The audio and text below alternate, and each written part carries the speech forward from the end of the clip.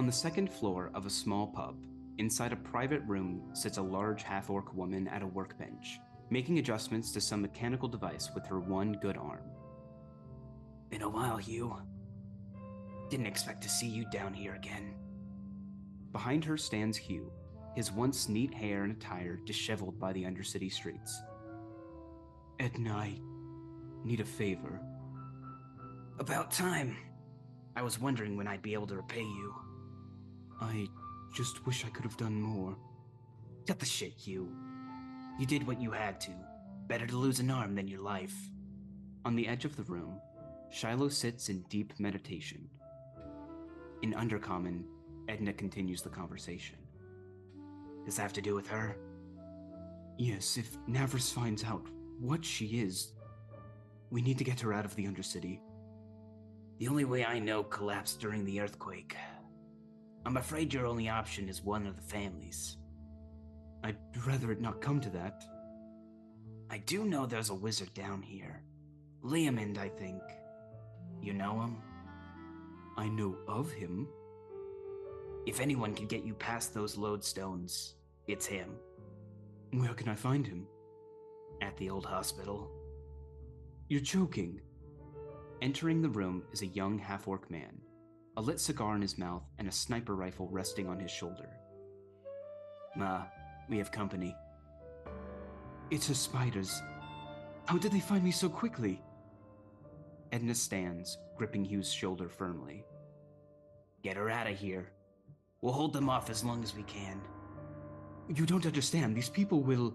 Outside the window, a burst of flame erupts from the side of the building. Edna grunts, walking over to an armor stand that holds a full-body suit of armor, stepping into it as it closes around her. Arcs of lightning leap from the armor as it powers up.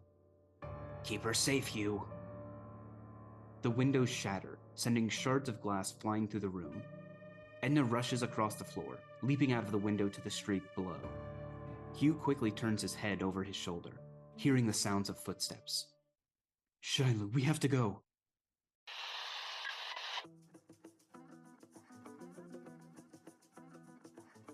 You're listening to Radio D&D. This is Spiders in the Undercity.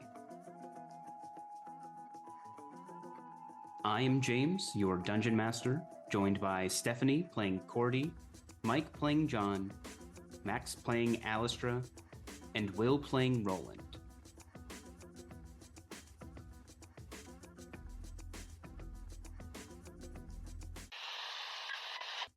Hi, Navris. This is Cordy reporting in. We shook down the owner of that sleazy little magic shop for information on Hugh. Apparently, he bought a pair of amulets. The owner generously gave us another one of the same type, which we used to track Hugh's own amulet. Gods know what he would be doing in a place like this, but John recalled him mentioning something about a soapbox bar. While tracking the amulet's direction, one of Roland's agents spotted Hugh and a partner moving through Zavala territory. Guess that explains the second amulet. Knowing a thing or two about the Zavalas, Roland disguised himself as one of their own. Oh my god, you should have seen his ridiculous costume. It had a hat with a fucking Yankee Doodle Doo feather. But the Zavalas bought it. Even after Roland complicated the situation by having them speak Undercommon so everyone could understand. Well, everyone except for Roland, that was. Because he doesn't speak Undercommon, I guess. Ugh. They eventually returned his agent Oakley to our custody, and we passed without incident.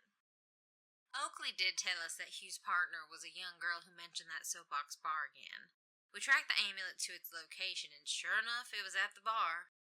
The bartender wasn't much help, though, and decided to lock the upstairs door. After a while, I figured we were going to have to do this the hard way, so I busted one of them neon tubes and set the building on fire to smoke them out.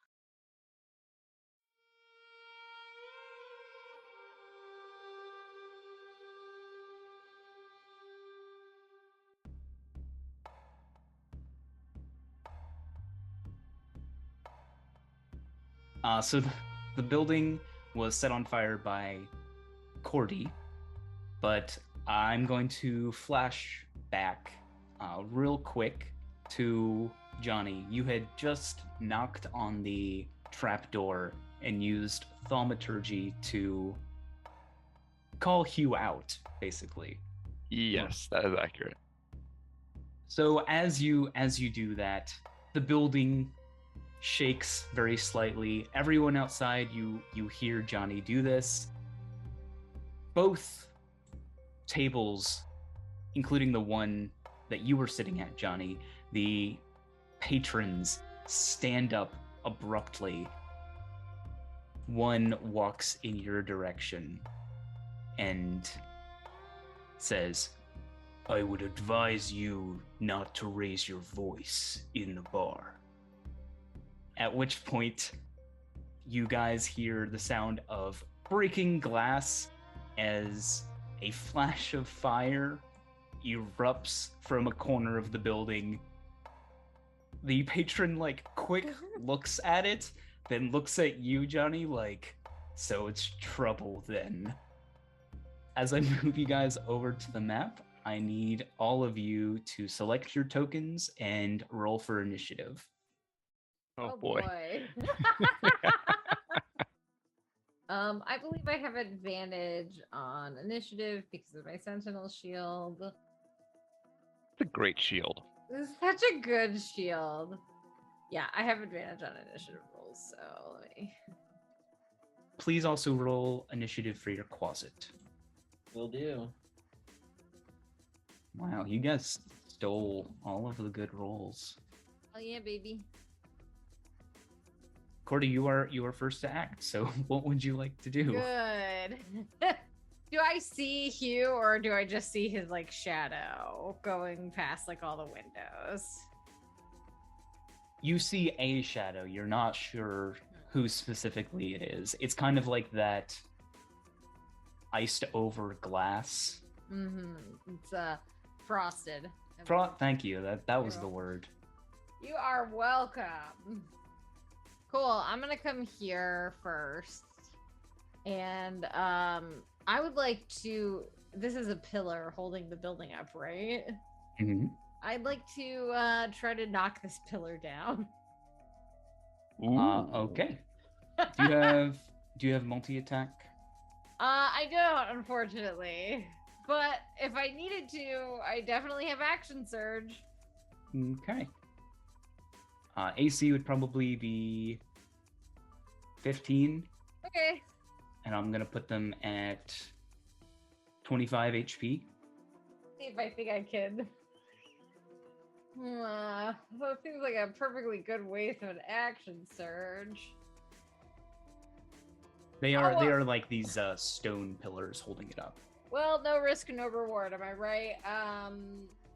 Yeah, I'll do this one-handed so I can keep my shield up. And yeah, I'll go at it with the Warhammer. Good. Excellent. Fantastic. All right.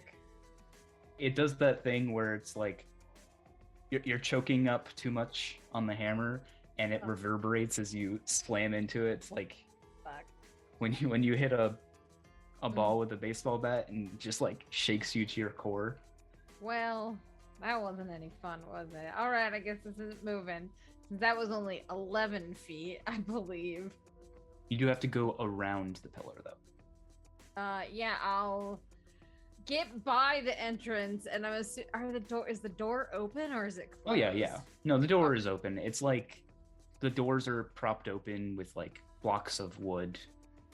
I'll yell, I'll be like, Johnny, the building's on fire. I don't know if you saw it, but it is. Johnny's eyes dart to the corner where there's fire. He goes, points. "Yep, noticed." I Sorry. did that. Yep, No, it's I all noticed. good. It's good. It's smoke them out. Mentally, I'll communicate for my my skeletons to secure the perimeter and keep anyone, with the exception of Alistrad, Roland, Johnny, and myself, from leaving at all costs. And yeah, that'll be my turn. Should I guiding bolted that thing? All right. Johnny, it is your turn. I would like to stare this person down, basically tell him to back off. Are you casting suggestion on him? No, this is a pure intimidation check. Okay. Yeah, go ahead and give me that intimidation check. 18 is very good. I'll have him just make a charisma check, and he's going to do this at advantage just because his other bar patrons are sort of backing him up. Mm-hmm. But he doesn't have a great bonus to this. I'll let you know that. 16. So he is a little bit thrown off. He does take a step backwards, and he's not going to attack you at this point unless you do something overtly hostile, like try to break down the door or something. He's gonna look at one of his bar patrons and say, "Go put that fire out." And one of them will nod. So started that fire. Since that was just an intimidation check, you can have your full action. I'm gonna cast Sanctuary on myself. Okay. So that is a bonus action cast. Mm-hmm. What does it look like as you cast Sanctuary? I would imagine Sanctuary would be kind of like this, having this ethereal creature kind of looking over my shoulder, looking very regal, and kind of like daring somebody to attack me. All right. So that was just your bonus action. You still have your main action. He stepped away from me, right? Yeah, but he can't do that on his turn. He's not going to. You can tell he's not going to take an opportunity attack against you if you move. I am going to step past him to the door frame. He like backs up and like makes way for you as you walk over there. Thank you. I'm good. Roland, it is your turn. Well, I was definitely startled by the sudden burst of flames, and then as soon as I realized it's in the corner, I want to finish my mead first. Oddly enough, you do get an object interaction, which says that you can down an entire flagon of ale. So that is something you can do. That's exactly what I want to do first. Okay. I paid my copper. So at that point, I want to look around and see, I guess that John just was able to talk down, I guess, the bartender. I would want to, because I don't even know if I can completely understand his answer, but I'd want to ask the bartender if there are any exits on the second floor. The bartender has disappeared up the ladder and through the hatch door. Okay. So this is just a grunt, or not a bartender, my bad. Okay. Something you can do, which isn't obscured by walls, is detect thoughts. Allows you to detect the thoughts within a certain radius. Okay, then yeah, that's exactly what I'd like to do, to try and detect. Now, do I need to specify a single individual, or will that allow me to detect multiple thoughts from multiple beings above me? Let us read, shall we? Yeah. You can focus your mind on any one creature that you can see within 30 feet. So I can't see him, I can't do it. Right, but you still know the presence of the creatures when you do this. Okay. You can also use the spell to detect the presence of thinking creatures you can't see. When you cast a spell, you can search for thoughts within 30 feet of you. Okay. Then yeah, that's what I'd like to do. I'd like to use that and see if I can determine how many people are on the floor above us and where they are. What does detect thoughts look like from your perspective? From my perspective, after I'm still sitting at the bar, I think I guess I would have stood up, rather quickly after drinking my mead. Basically, what I did with the other gentleman is rub the Nexus band right around my temple as I look up at the ceiling or floor above me. I kind of picture it like if you've ever played one of those Batman games where he has his proximity, like sensing like people around him. I think it's Batman that does that, right? I've never played a Batman game. so I would not know. Like Arkham Origins, he can see the skeletons of people through walls. Yeah, so maybe like everything around you goes dark as you focus, and you like see these little sound waves coming from the approximate place of each person. So you can see 5 people on the second floor. Okay, so they're centered above Cordy. I think if I can, I'd like to just communicate that because I still have, what is it called? Hold on one second. Basically, so that all of us can speak telepathically to one another. It's the Telepathic bond. Yeah, thank you. I'd like to just communicate that to everyone, like the locations as best I can of the 5 individuals on the floor above us. I think I'd like to move more towards the middle-ish of the bar, in between the 2 exits or entrances of the bar, and that'll be my turn. Alistair, it's your turn. I've got 2 questions right now. One, how high is the building? Actually, like 3 questions. How high is it to the second floor? 2, how sheer are the walls? And 3, are there any windows up there? Are they all frosted so you can't see through them? So they're all the frosted glass. It seems like that was very intentional.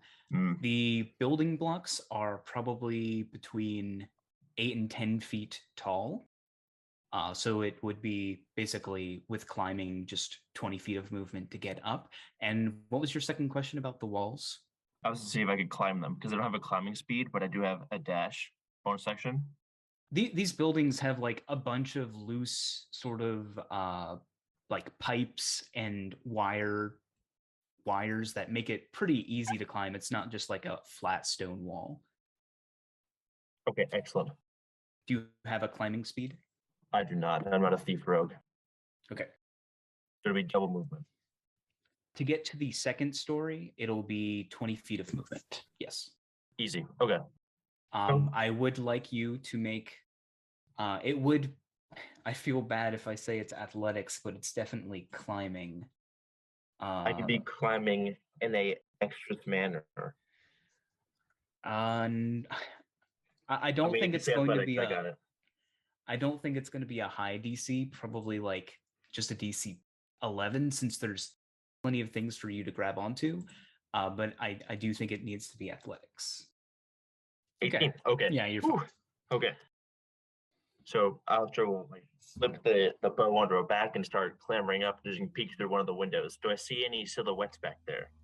So the part you're climbing on is actually where the balcony is. If you remember, I said the blocks are sort of offset. Mm-hmm. So I am actually going to, just for your turn, don't mind the map changing real fast. Okay. So you get on the top story, and you see 2 individuals. I am gonna actually move him. You see 2 half-orc younger men. One has a sniper rifle, and it is currently trained on the hatch door. And then you see the bartender who is like looking at his companion, sort of wondering what to do.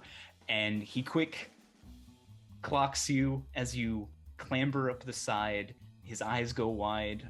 You still have the rest of your turn. Yes. Oh, okay. So I could 1, shoot them, 2, cast suggestion, or 3, hide. Okay. Would you have wanted to do this stealthily? Because you could have hid before you climbed up here, and they wouldn't have noticed. Yes, I would. Okay, go ahead and make that a stealth check. Okay, plus 13. That one, maybe. Okay. Okay, so they do see me. Okay. Well, hold on. Let me check their passive perception. Good start, Alistair. Thank you. Okay, yes, one of them does notice you. The guy with the sniper rifle, like, quickly turns around and target locks on you. He sees you through his crosshairs. Okay. Instead, I might, if I cast Charm Person, will the others notice me? Because it has verbal components. Right. I would say, like, unless they're like in your immediate area, Like people indoors might not be able to hear you doing this, or like people on the first floor. Okay, so I'm gonna use my innate spell casting to cast Charm Person and just put a finger to my lips and so he doesn't need to talk about me. So I'll need a wisdom saving throw from Mr. Sniper Man.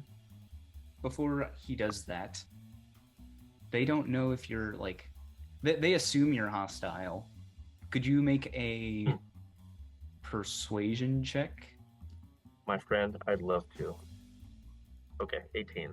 Okay, he's gonna make an insight check. 5. Okay, I know it's 2. Okay. He will not have advantage on his check against your charm spell.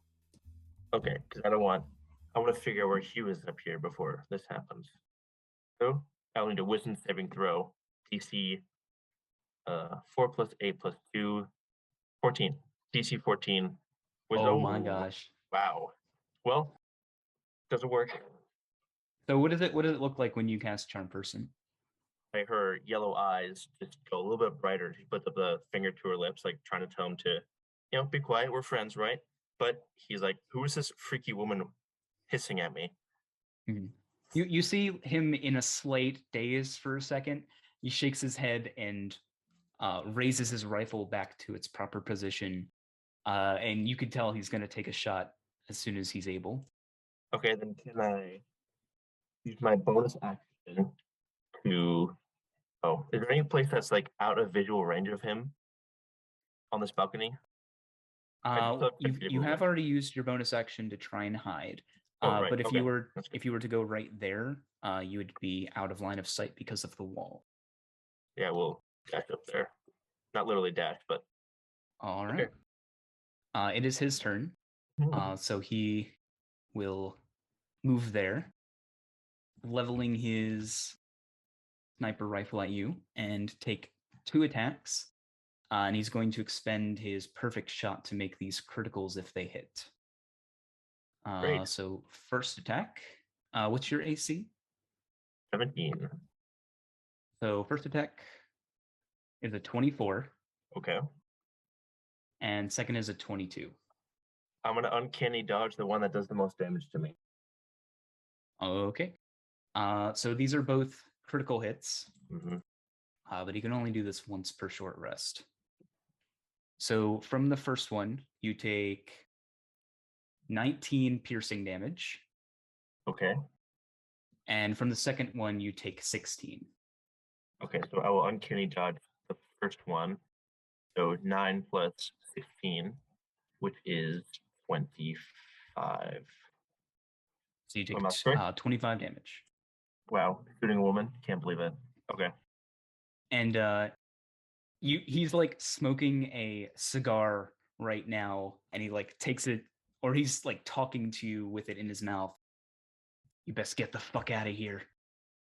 And he continues to level his sniper rifle at you, letting you know there's more where that came from.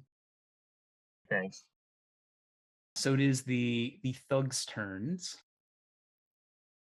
So one of them is going to rush past you, Cordy. Oh, yeah? Mm-hmm. That means I get an opportunity attack. If you would like, sure. Oh, yeah, I would definitely like. 16? That hits. Great. So he's on his way to go put out the fire. Yeah. No. I set that on fire for a reason. 9 bludgeoning. Yeah, you whack him, hitting him in the shoulder. You see him like spin a little bit, and just like pure rage fills his eyes as he looks back at the one you had intimidated, Johnny, and you can see him seething with rage. He's gonna attack you, Cordy. Y'all are trying to undo all my work here. I just don't like that. So 2 attacks on you. Cool. Nope. First is an 11. Nope. And second is an 8. Blocked by the shield. And yeah, he's just hammering against your shield, and he looks back in at his friend. Braun, help me! And he's going to run over here, and this one's going to take 2 attacks on you as well. Oh, darling, you're gonna have to try a little bit harder than all that if you want to put that fire out. All right, let's go. So as he goes to swing and you're holding up your shield, the other one like leans down and takes a fistful of dirt and throws it at you, trying to like get it in your eye. So rude. He's going to have advantage on these 2 attacks because of pack tactics. So rude. My God. Yeah.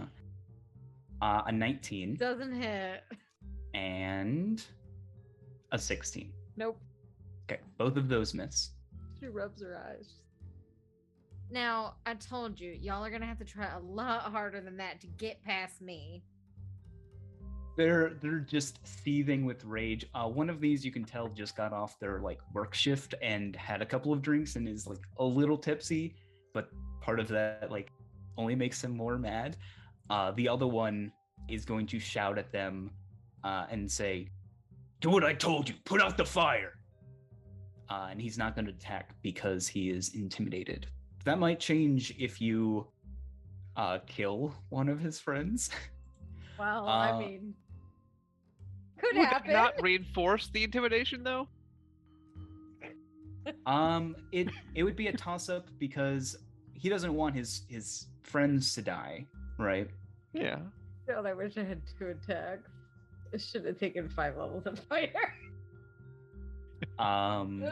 Deep regret.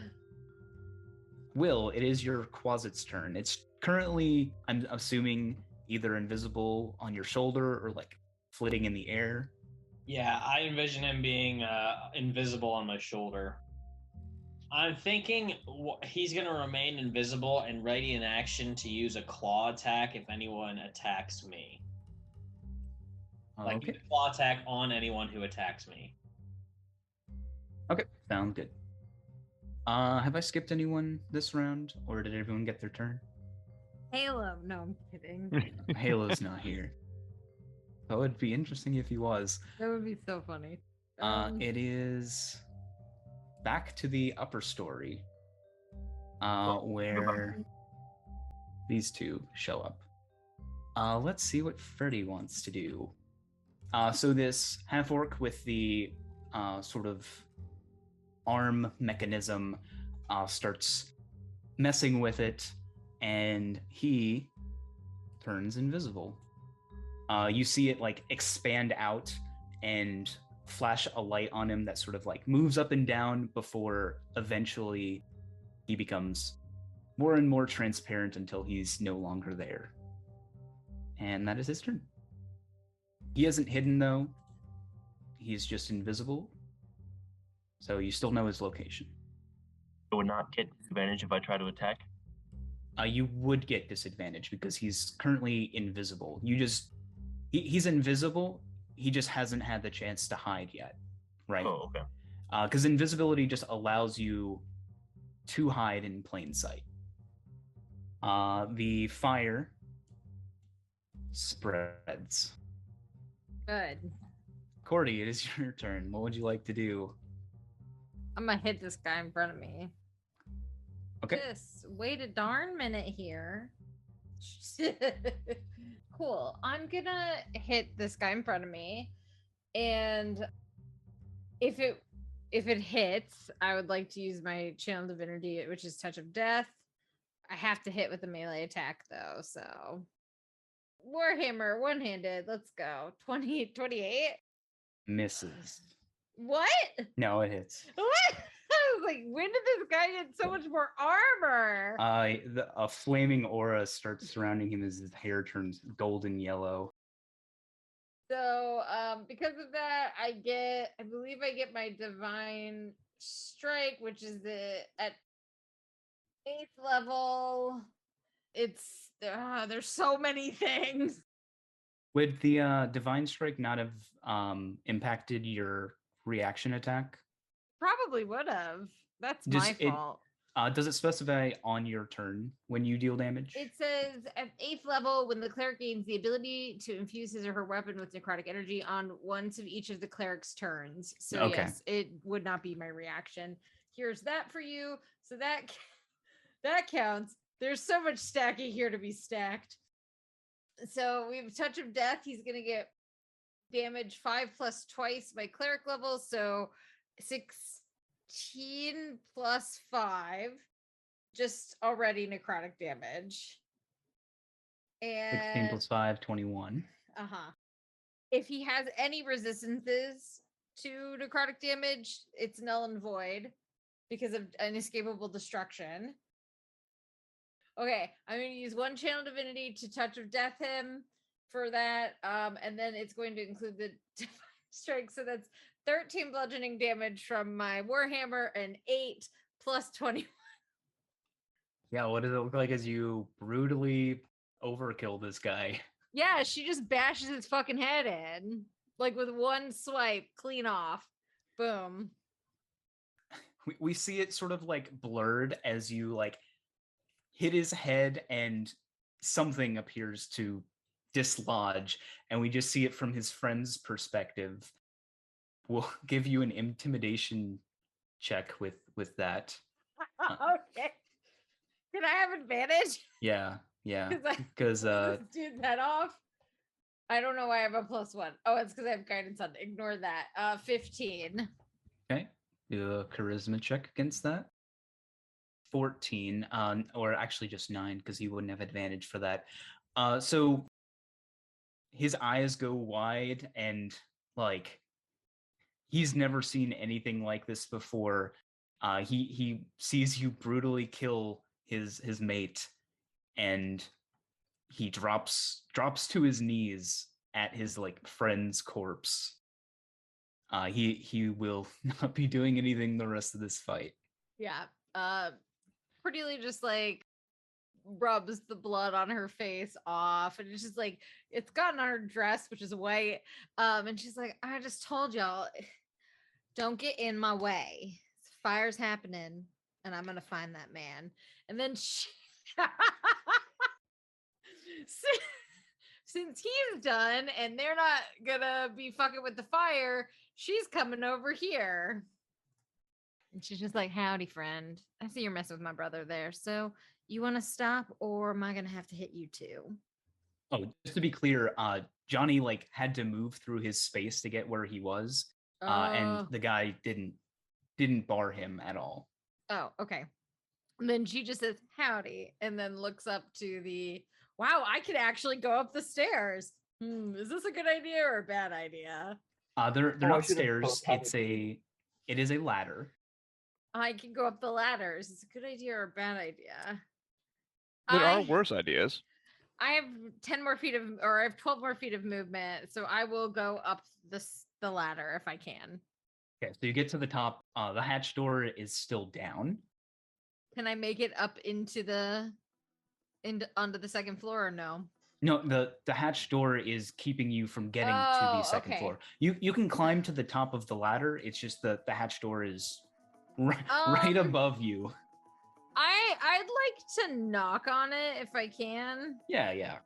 Go ahead and move into the ladder's space. Okay. What I hear and the guy takes an opportunity. No, he doesn't do that. He better not fucking murder him. When I hear this knocking from upstairs, I'd say yeah. She's knocking with her warhammer, so. She's like, shit, she's gonna get her face blown off. Is it a free action to just say they're watching the hatch, or is that I should only do that on my turn? Well, we're telepathically bonded. Oh, then I want to think very loudly. Don't go up! They're watching the hatch. Well, distract them. Let me get up here. They shot me. Well, honey, I can't do anything about that unless you let me get up there. I'll try to pull them away, all right? All right. If you see me falling, it's because I jumped off the balcony. All right, help me help you, okay? Yes, ma'am. Thank you. Don't call me ma'am. I'm not that old. All right, is that the end of... did you have a bonus section you wanted to do? No, I don't think I have a bonus action. I just realized that I didn't prepare Sanctuary because it's not the kind of cleric Cordy is. No, I don't think so. I'm good. All right. Johnny, it is your turn. Does Johnny have a reaction to what happened outside the door just now?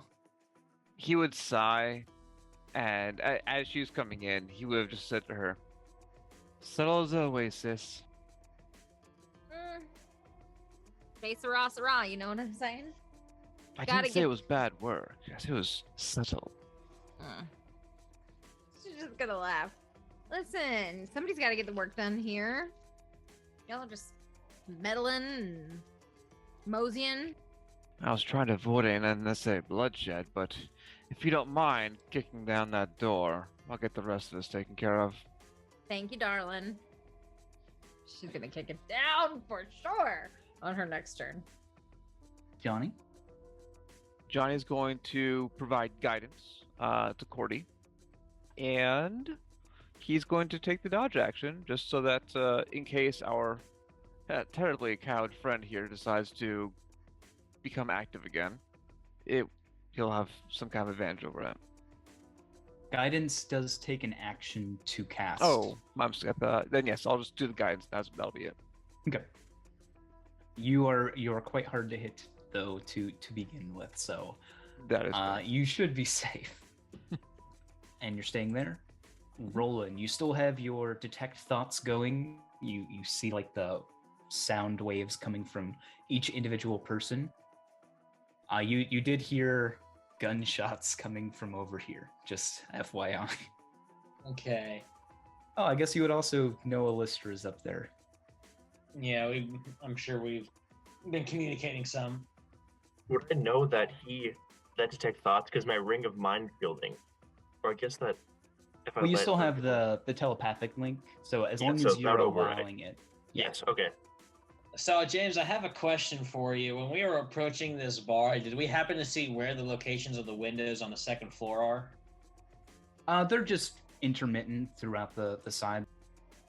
Okay. You could easily like blast through it if you wanted.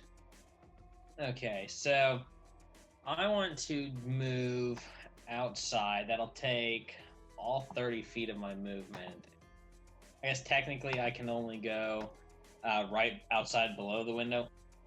From this place here, you are able to break the windows. You just might not be able to see inside yet. This may end up hurting me a little bit, but I think I want to do it. I'd like to cast Eldritch Blast on the window above me to shatter the window. And question, do physics work here so the extra influx of oxygen will expand the fire quicker? I would definitely allow you to do that. Okay. Then I'd like to cast Eldritch Blast at the window above myself. Now, if I got to do some kind of check so I don't get hurt by the falling glass, that's fine. You're prepared for it, so it's not gonna hurt you. Go ahead and make an attack roll on the glass, though. So I got a 15. Okay, 15 is plenty to hit stationary, fragile window. It's not like reinforced glass. So the glass shatters. You see like a figure block themselves from the glass, though you can't get a clear look at them from this vantage. Mm-hmm. You still have one more blast. If I have one more blast, I'd like to blast the other window on the same side of the building as I am. So Easy enough. Go ahead and make that other attack roll. 20, a dirty 20. Sure. So red will mean that the windows are broken. And that will end my turn. I guess I'll communicate that, it was me who broke the windows to the group. All right. We will switch back to the upper story. And I'm just, for the time being, going to move these brutish guys. All right. Alistra, it is your turn. I hear the tinkling of glass, and Roland lets me know, so I need to get rid of the sniper guy. I know that I can do it in one shot. So I'm going to use my Inquisitor ability to insight this guy. He will need to do a deception check. And if he fails, I can sneak him, even though I don't have advantage, or someone else is close to him. And of course, my minimum for this is a 20. So He needs a nat 20 to beat you. He gets a 14. yeah, this sucker is getting sniped. Okay, so draw one of the barbed arrows from her quiver on her side and just go for a shot and a sneak at 37. Oh yeah, that hits. 12 piercing plus 19. Holy so shit. that would be oh, that's not 31 enough. damage. 31. Is he alive? Oh, he's alive. You draw your arrow and like shoot him, and it like grazes his side. He like grabs it in pain, looking at you like, what the fuck? I'm gonna do a little way like a toodaloo, and I'm going to run and jump off of the balcony. I will take fall damage, but I don't want to be trapped up here. How many d6s is that? It's That's only 20 10 feet, so you don't take any damage. Oh, cool. So she Just will make an acrobatics check to see if you like stick the landing. Yeah, you're fine. 15? And falling Down. doesn't take any movement, so you've only moved 5, 10, 15 feet. Oh, 15. Okay, so well, I can't even attack anymore. So I think I will step back. And then I'm going to see if I can turn this corner. There we go. That's my turn. All right. So it is back to David's turn, who is going to go right there. He is on the second story, so just keep that in mind. And look in your direction and shoot down at you. Great. He's like making a curious look at you, and he like mouths the words like a little old-fashioned, but all right, referring to you attacking with a bow. And he needs to reload with one attack, but then he'll make one more sniper rifle attack. He misses with a 9. Oh, she'll just step out the way of that. And he is going to go prone up on the roof. And that is his turn. Okay, this is interesting. Interesting good? Interesting bad? I mean, it's either way interesting, I think. Roland, as you blast the glass, you hear like a powering up sound and thudding as a bit of debris begins to come from the ceiling of the overhang as someone with big heavy footfalls sounds like they're running and leaping out over you through the broken window is this individual clad in full body adamantine armor. You see it glowing with arcane energy. There are runes inscribed that are sort of vibrating and pulsating all around it. And you see her land on the ground, punching her fist, big superhero landing, and turn around and look at you. How tall is Roland? Roland's about 6 foot, 6'1". Okay. So she is narrowly taller than you at about 6'5", but she stands up from her landing, looking down at you. The helmet is currently up. She cracks her gauntlets in her hand and says, "I think you guys best get out of here." Her image is like a little hazy right now as she's like moving impossibly fast, and with like a nod of her head, the helmet falls forward over her.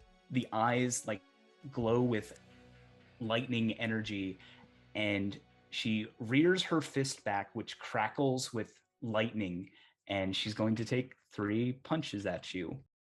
Cool. Oh, God. The closet is holding his action, I guess. Please go ahead and make that attack for your closet. Yeah, let's see what this closet will do against. Yeah, for real. Oh, Lord. Oh, Can God. you do my token a little bit to the right so I can see what's going on? Yeah. Oh. Ooh. And Ooh. 20 from the closet. Let's go. That's Yeah, kinda scary. that hits. So that's 5 plus 12, so 17 damage. Oh, don't forget the Pretty- con Wait, save. it has to do a 10 con save, yeah. Against the poison. Damage, yeah. Oh my, she wow. narrowly makes it with a 10. Come Oh on. my god. I am mad at that. I am too. It has. Oh my god. That would have been that's- great. So she only takes the 5 piercing then, not the poison, or does she take half the poison? It's just the 5. Okay, so she does have to make a Constitution save against the damage though for concentration. Fail. 21. Okay. Oh, And what is your AC? My AC is I have a 15. Oh God, what the fuck? I mean, Okay. you're, goodbye. you're a warlock. Oh, baby. So 3. I mean, I was like, Cordy is right outside that window. This is gonna be perfect. And then you guys did a switcheroo, and I was like, that is unfortunate. Yeah, I agree. Gordy's gonna be like, am I gonna have to run back out? Or So yeah, three Thunder Gauntlet attacks on you. For those of you who've seen the second campaign, she is wearing hero's armor right now. oh my God. you take it from Lorian or what? That's not What fair. the Mine. So you guys would have no context, but this hero's armor has been repaired from when it was used in the Demon War. And I don't know, maybe there's like a small emblem or imprint of these angelic wings like on the right breastplate. Oh, I'm coming back for that. You can't even wear it. For Lorian, So man. three Thunder Gauntlet attacks. First one is a 24. Oh Yep. God. Oh Next my one is a God. 16. Yep. And third one is only a 14. That misses. I'm not going down this time, but maybe next. First one is 13 thunder damage. Okay. So she punches you and punches you again so hard that you hit the pillar behind you, punches you again, and then the third time she misses as you duck and she hits the stone pillar. So you take a total of 20 thunder damage. Okay. And then I need a concentration check for your detect thoughts. Yep. Oh no. Oh yeah, Even yeah. proficient. Damn. So that thing. All right. So that is her turn. The thug like hears the shouting outside, but isn't going to do anything. It is the Quasit's turn. What do you want your Quasit to do, Will? Well, I was gonna have him fly through the window so I could teleport in, but that's not gonna happen anymore. I mean, it's not an option. It's not, but I have what seems like a very important person in front of me, so I don't think I should be leaving. So because I'm a Toma of the of the Chain, and I have a voice of the Chainmaster, I can still perceive through like the senses of my familiar simultaneously as my own surroundings. Is that correct? It might take your action to switch between the two. Typically with familiars, you can, let me see, find familiar. Yeah, you can use an action to see through your familiar's eyes. I don't know if there's anything different with the Pact of the Chain that lets you do anything different with that. It's voice of the Chainmaster. It says, let me read it real quick. It says you can communicate telepathically with your familiar and perceive through your familiar senses as long as you are on the same plane of existence. Oh, so yeah, you've got like double vision right now. Okay. Well, Quasit's not invisible anymore. I have one more question. So the Quasit can turn invisible, but it can also polymorph. If it uses action to polymorph, it cannot then turn invisible as the new creature. Is that correct? That is correct. But I will tell you something about invisibility. If something is invisible and the thing that might attack it doesn't have true sight or something, it cannot take opportunity attacks, so your Quasit turning invisible would free it from that. For this action, I will have the Quasit become invisible again and switch shoulders that it is on. Okay. So that just in case whatever this lady is wants to attack it, she will miss. That'll be the Quasit's turn. And I broke both windows so the fire would grow faster. Just saying that before it's the fire's turn. Okay, it is this guy's turn. Let me know if anyone's passive perception is higher than this. It'll only matter if you try and get up there, though. The second level? Yeah. Okay. Oh, you have a 22? I have a 19. Oh, yeah. I have a Really 14. hard. And I'm oh Mm. can't see him. Ooh, Interesting. oh. Okay. Yeah, Very cool. okay. Yeah. Hard, so but not impossible. something happens. You're not sure what. The fire continues to grow. Got way bigger. Yeah, it's getting bigger and bigger. Surprised not more of the buildings on fire yet, but that Really? might change. Gordy, your turn. You hear roll. What does it sound like, Roland, as you get punched? Oh my. I don't know. What does it sound like when somebody gets tased? Yeah. God, no. Don't tase me, bro. Cordy, you hear that out loud and probably mentally as well. Where did John go? John can't currently see the screen, but he was by the south entrance on the left-hand side. Oh, there he is. There he is. He pops back into place. Cordy's like, do you need help out there? Cause I'm like not really close, and I was gonna go upstairs. Like, just are you alive, Roland? Do you need help? Do you need assistance?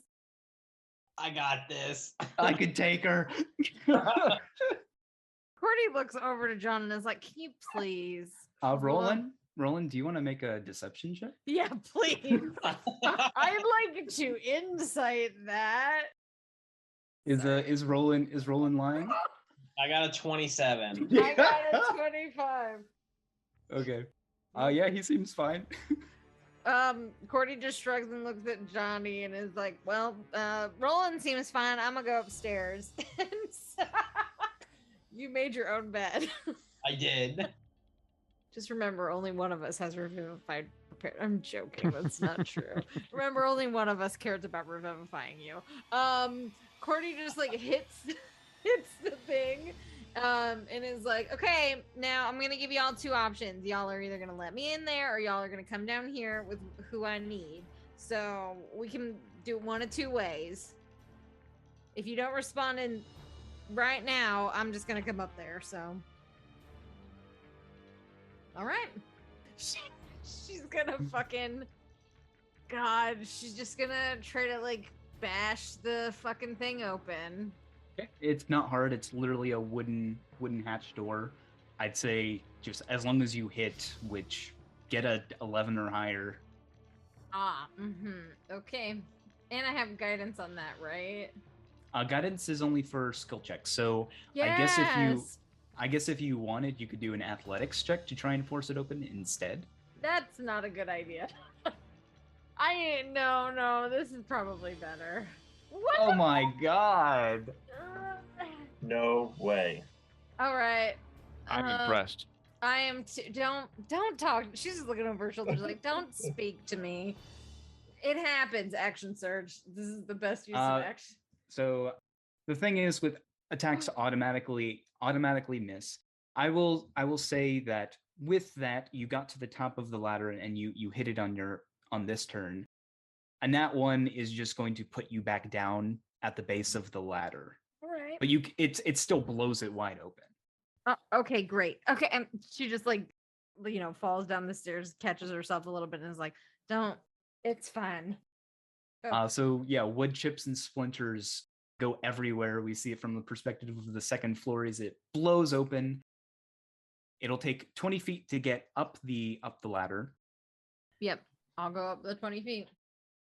So that's where you get with 20 feet. So I'm on the ladder still.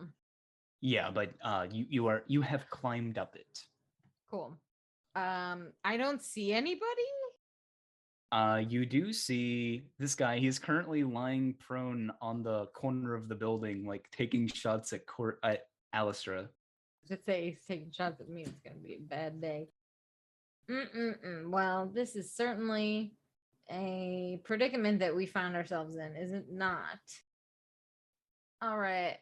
She's just gonna move I guess that I'm gonna move the 10 feet here.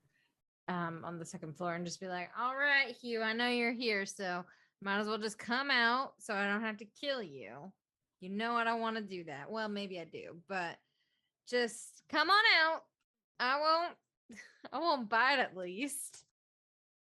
Johnny, that is your turn. The door is open now. Yep. The hatch door. He's going to go up the hatch door. That's 15. And then it would be another 20 to get up the ladder. So that'd be a whole 35 to get up. Well, I got a speed of 30. You want to dash to get up? Yes, I do. Okay, so that leaves you with 25 left when you get to the top. Is there a door into this kind of back area?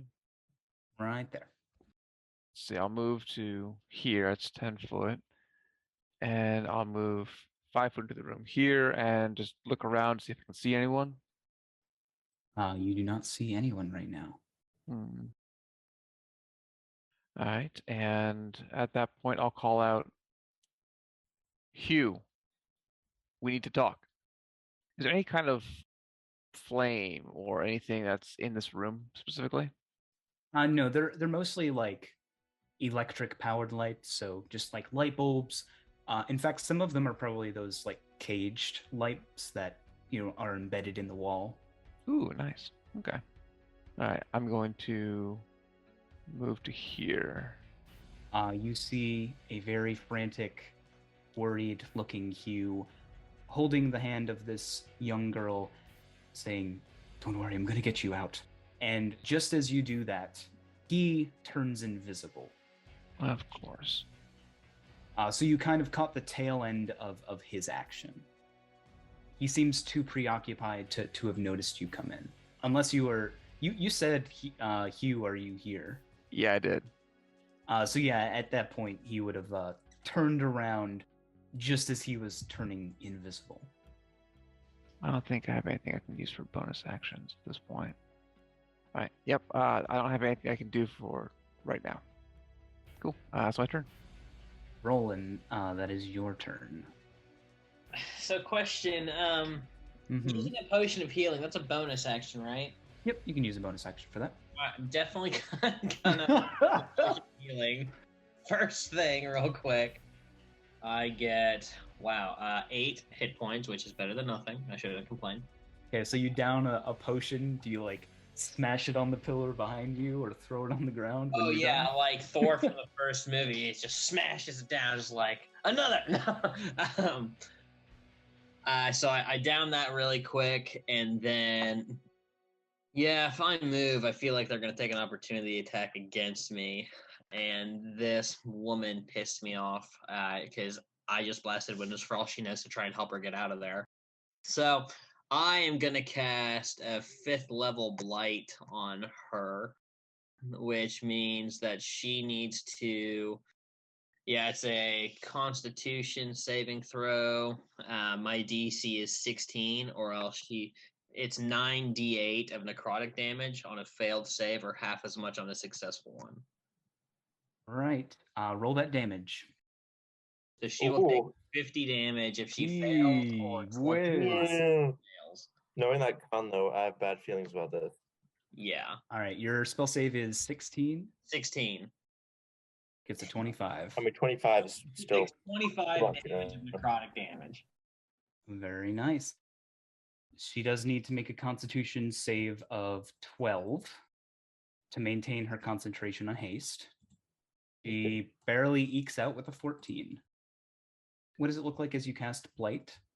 As I cast Blight, I'm going to go with kind of this yellowish green energy just comes straight out of me. I'm like stretching out my hand towards her and just completely gets it looks like it's almost enveloping her and then gets absorbed towards her chest almost by her armor because she only takes half.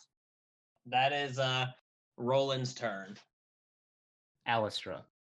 So I want to get over there and help because I'm hearing a lot of people getting shot sounds. Mm-hmm. Okay, I have line of sight now. I think I do. But the fire's right there. Am I going to be on fire? It goes to like the upper part of the building, like the roof. So I mean, it's hot, but it's not enveloping you where you are. Okay, so I will aim for our hasted friend. No advantage, but if this hits, I'll get a sneak because Roland's within 5 feet.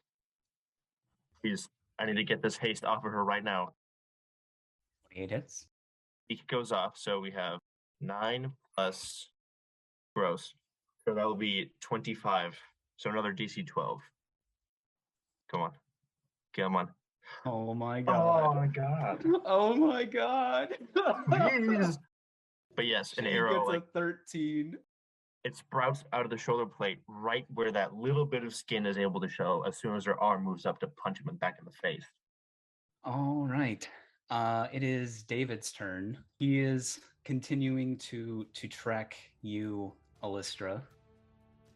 He makes his first attack and then has to reload on the second. But next turn, he will have both of his attacks. One attack on you, an 11. I believe that misses, right? Yes, 17, so that's a miss. Yep, he misses. I should have gone further around. And that is his turn. Oh, haha, you missed, stupid. That is back to Edna's turn.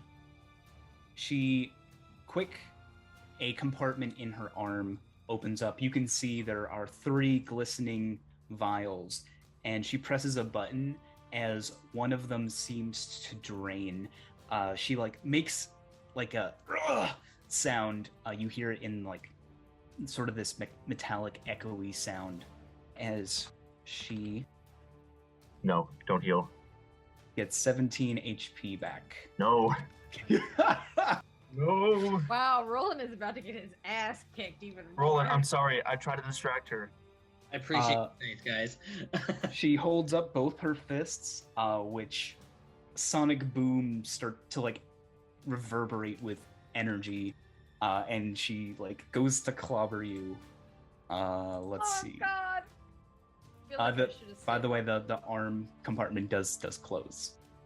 Just if you were curious. Couldn't They're steal it. not always visible. So 3 attacks on you, Roland. A 12. Misses. Okay. Oh my Misses. god. Hell yeah! Yes! Let's go, baby! Let's go, Roland. He's dodging and weaving. Okay, so this might be a little bit of a waste, but I want to do it anyway because, Okay. well, as the DM, you're gonna have to tell me. I know what they rolled, but can I use entropic ward on one of these to impose disadvantage? Oh, because you just want that advantage on the next attack. I do. That's fine. Yeah, so she misses one of these, like glancing off of my magical ward, and I get advantage against her on the next turn. Sounds good. Okay. Those guys don't do anything. Hugh, on his turn, will look in your direction, Johnny, and we see it like the camera sees him as a slightly transparent image. And he says, I have no business with any of you. And you see like the other girl sort of like behind his shimmery, translucent, invisible form peering at you curiously. We're here to bring you in, Hugh. We don't want to hurt you. Never wants words with you. So there's a tense moment. He hears like the fighting outside, looks at Shiloh, the young Nimbazi, and makes a hard decision as there is a whooshing sound as they vanish, teleporting away. Oh, dang. You saw him become visible in the last moments of casting Dimension Door. And you see just like a thin trail of tears running down the side of his face. Cordy, are you still concentrating on find or locate creature? Hell yeah, I am. Your locate creature shoots. If I'm picking on the map. Well, it's locate object. Oh, that's right. Your locate object shoots that way, 300 feet away, immediately. And mind you, what I said about the lodestones. Teleporting down here is very dangerous if you don't have a specific place to go, and teleportation out of here is near impossible. We're still in combat? Yes, you're still in combat. You just feel that on your turn. Roland, it is your closet's turn. 100% going to attack this bitch in front of me. It's invisible and on a different shoulder. Can it get advantage? It gets advantage on its attack because it's invisible, but it will immediately become visible once that happens. Yes. So we're gonna go for the attack. Really, a 12 on advantage. Yeah. How's that feel? Huh? Feels yeah. bad. Wow. She rolled a 2, a 3, and a 2. I am so upset right The now. dice giveth, the dice taketh away. Indeed. Don't worry, I'm gonna come down and fuck her up in a minute. All right. Immediately revealed from stealth, but still invisible, Johnny, you hear this whoosh of air as icicles start accumulating. You hear arcane chanting as a blast of cold erupts in a cone shape towards you and Cordy. I have partial cover? Let me see what this does. If it goes around corners, then you do not. That's fair.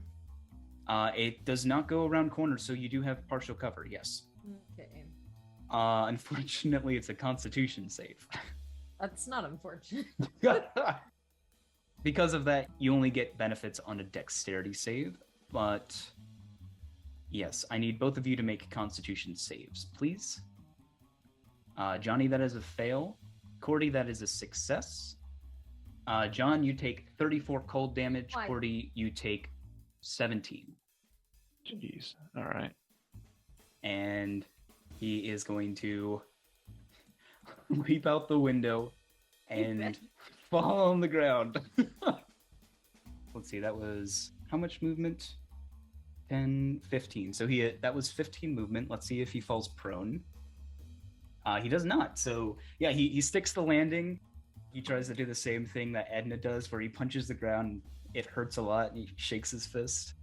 But yeah, Roland, you see someone appear next to you, and he is going to quickly duck over there. Oh, good.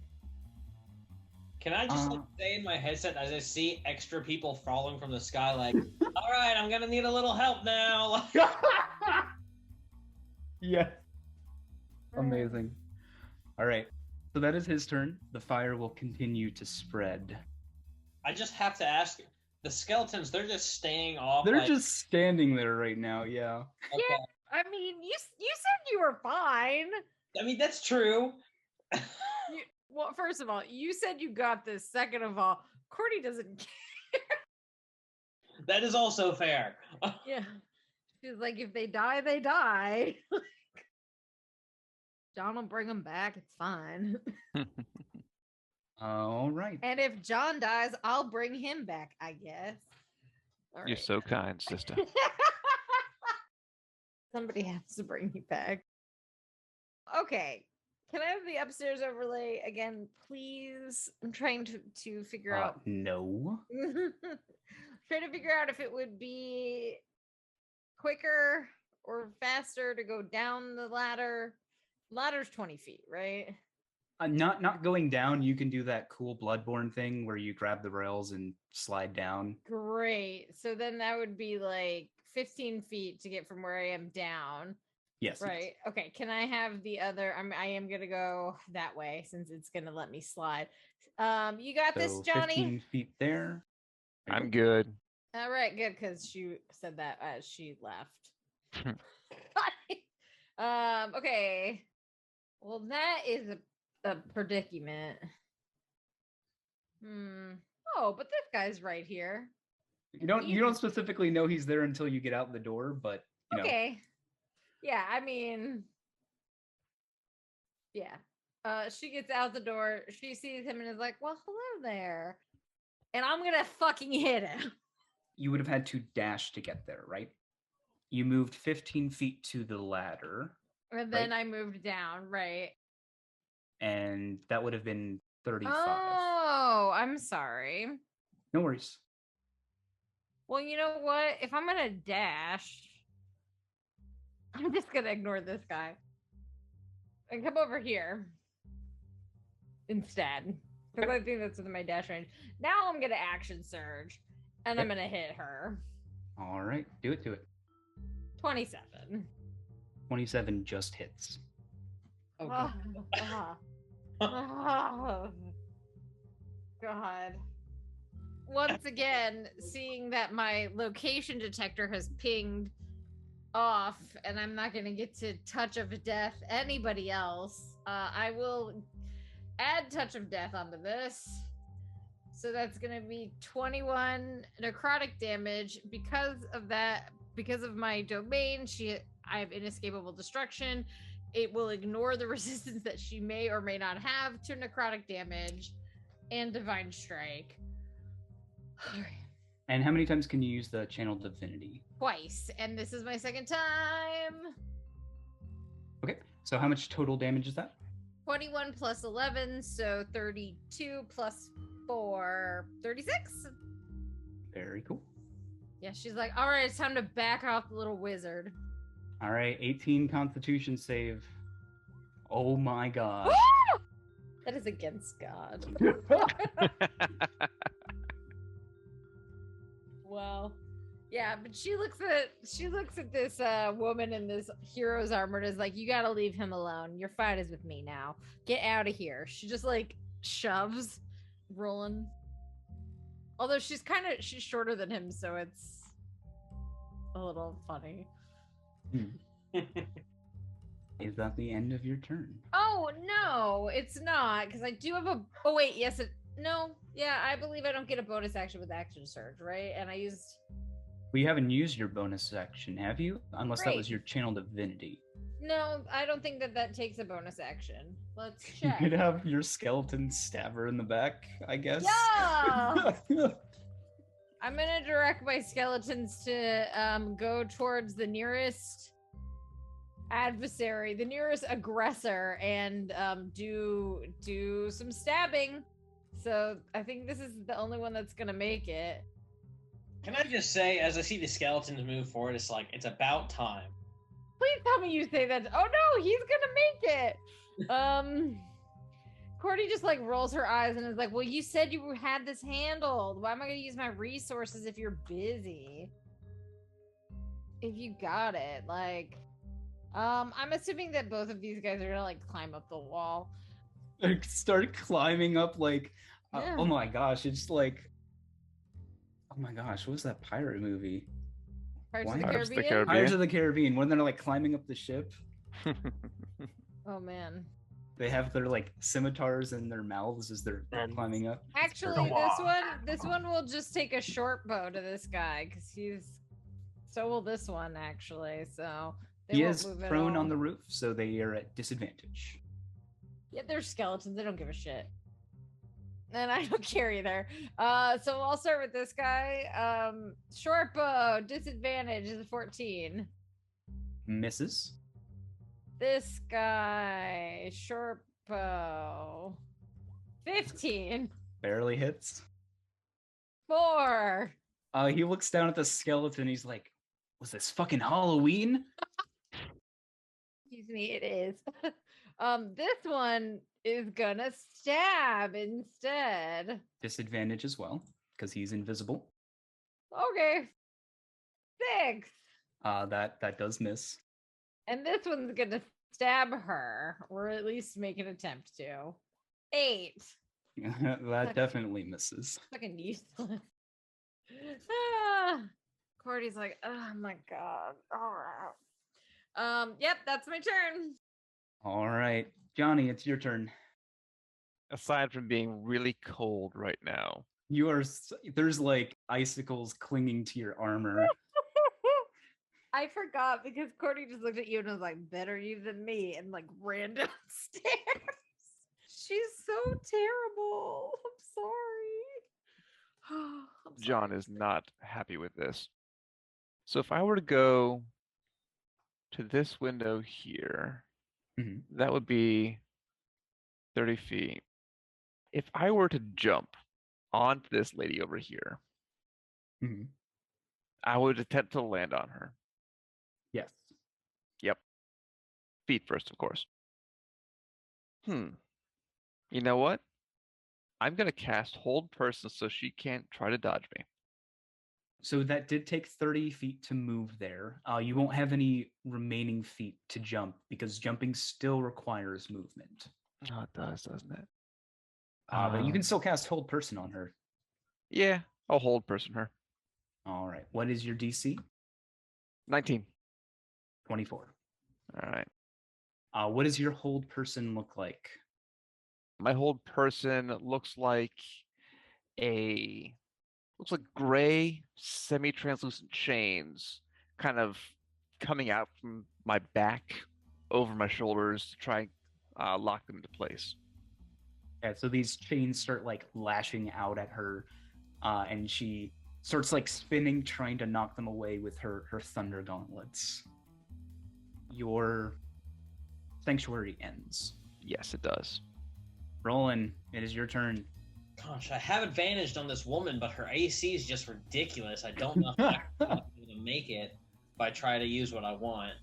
So this will be overkill, but I'm just gonna blight her again. And Oh my god! I'm gonna melt her into oblivion. Okay. Are you The haste keeping? drop. That's all we need. Are you gonna keep her alive? Let's see how bad the damage is. So 46 necrotic. Should try to keep her alive. Above game. We want to keep her alive. I thought we just wanted to keep the one dude alive. Well, she might know where he is. You know, just go non-lethal with it is what I'm saying. Non-lethal blight. Okay. Yeah. I don't realize how stupid that There's actually something that matters here. Let me have her make that Constitution save. She fails. What is your DC? 16. Okay, so there's no way she can beat that. You knock her down to 1 HP as her relentless endurance kicks in. Oh, thank God. Okay. She needs to make a Constitution saving throw to keep up haste. The DC is 23. Can I just describe? She fails, and haste drops. Like, I want her to be in pain. Like, pustules covering her body. Like, she is not having a good life. She can't take actions to either because haste is done. That's correct. We see it from her perspective. You cast Blight. Her vision starts going black at the edges as she nears unconsciousness. She coughs up and like blood splatters on her visor, and she like wobbles for a second and then barely manages to keep her fists up. Can I like blow on her and she tip over? Probably. I mean, she's got 1 HP left. Just so you know, half-orcs do have a relentless endurance ability. So if they're not killed by damage, they can instead remain at 1 HP. It's like the Pokemon sturdy trait. If anyone plays that. Yes, absolutely. But haste does drop. Okay, so I bring her to 1 HP, and I guess that's my action. That is correct. With her at 1 HP, can I move, and would she still take an opportunity attack against me? She can't because haste dropped, and that deprives her of her action, so she can't do anything. Okay, in that case, I would like to move away from her. I just want to like stand away from a lot of danger, so I'm just gonna step to the side and observe closely this skeleton next to the wall that's attacking an unseen person. All right. Is that the end of your turn? That will be the end of my turn. All right. Alistra. Okay, so I'm going to be dumb because we got this under control now, but I'm going to unarmed strike her and try to just knock her out. All right. And unarmed strikes her with strength, right? It is. You need basically a crit to hit her. Can I do it with like a dagger instead? Yes, you can use a dagger. 27? That hits. I'm just going to take the dagger, flip the end, and just smack right on top of the head. She like stays standing for a moment, and you just hear as she begins to go unconscious, Freddy, get your brother out of here. And she will fall to the ground, knees first, and then face down onto the stone. Are there more people upstairs besides the sniper guy? You don't know. All right, well, I'm going to go surprise them. So, bonus action dash. I'm assuming I can make it to the ladder from there. That'll be the turn. Okay. David doesn't see this happen. Freddy looks at his mom in just this pained look on his face. Again, he's invisible, so you guys don't see this, but tear marks will begin to fall at his feet as you guys hear a shoop as he teleports away, and he will appear right next to his brother, and in a very somber voice says, David, we have to go. What the fuck do you mean we have to go? Mom's still here. She'll be okay. David can't see his face because he's invisible, but he can hear the wavering of his voice as Freddy will grab David's arm and jump off the building and begin to run with him. Don't make me sad now. The fire continues to spread. Hell yeah. Big fire. Cordy, is your turn. Well. Interesting position to be in. Cordelia kneels down in front of this woman in this hero's armor. If I could, can I take the helmet off? It will be a process to take the armor off. It is pretty seamless, so you're gonna need like tools to crack her out of it, basically. Why do they make these things so damn complicated? You could make an Arcana check to see if you can pop it open right now. Fine.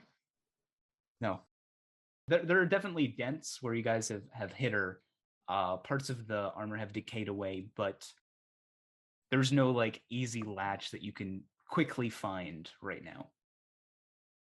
Cordelia looks very annoyed, but she will instead put her shield and her warhammer down and shake this woman and be like, all right, it's time to wake up. We don't have time for this. She will not gain consciousness until she has been healed. Fine. So annoying. Oh no. If only there were a healer 10 feet above you. There was a healer.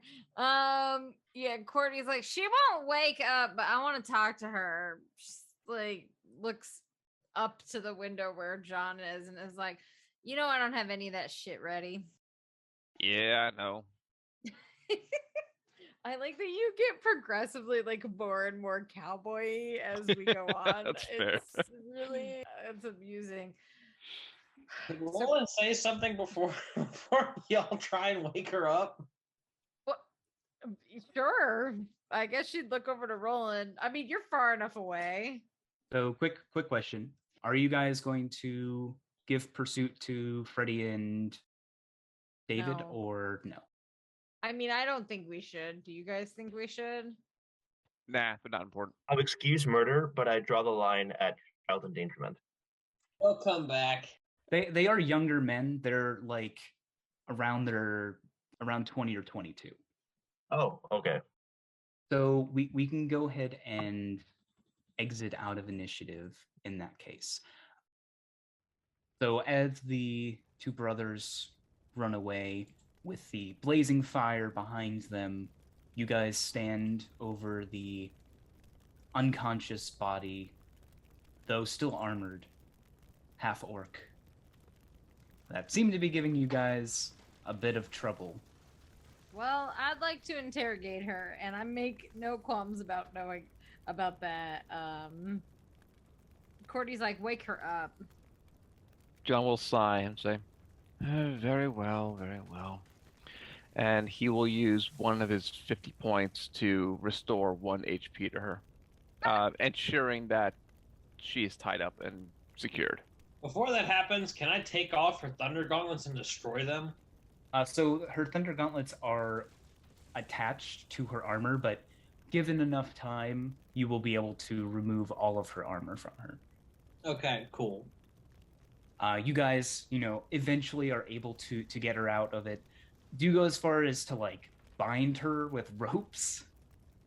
I have a pair of manacles that we could use. That The would manacles also would probably work. be better. Yeah. So you guys eventually get her out of her armor, bind her with the manacles, and the building is still burning behind you. You hear the glasses of bottled alcohol exploding inside as they shatter.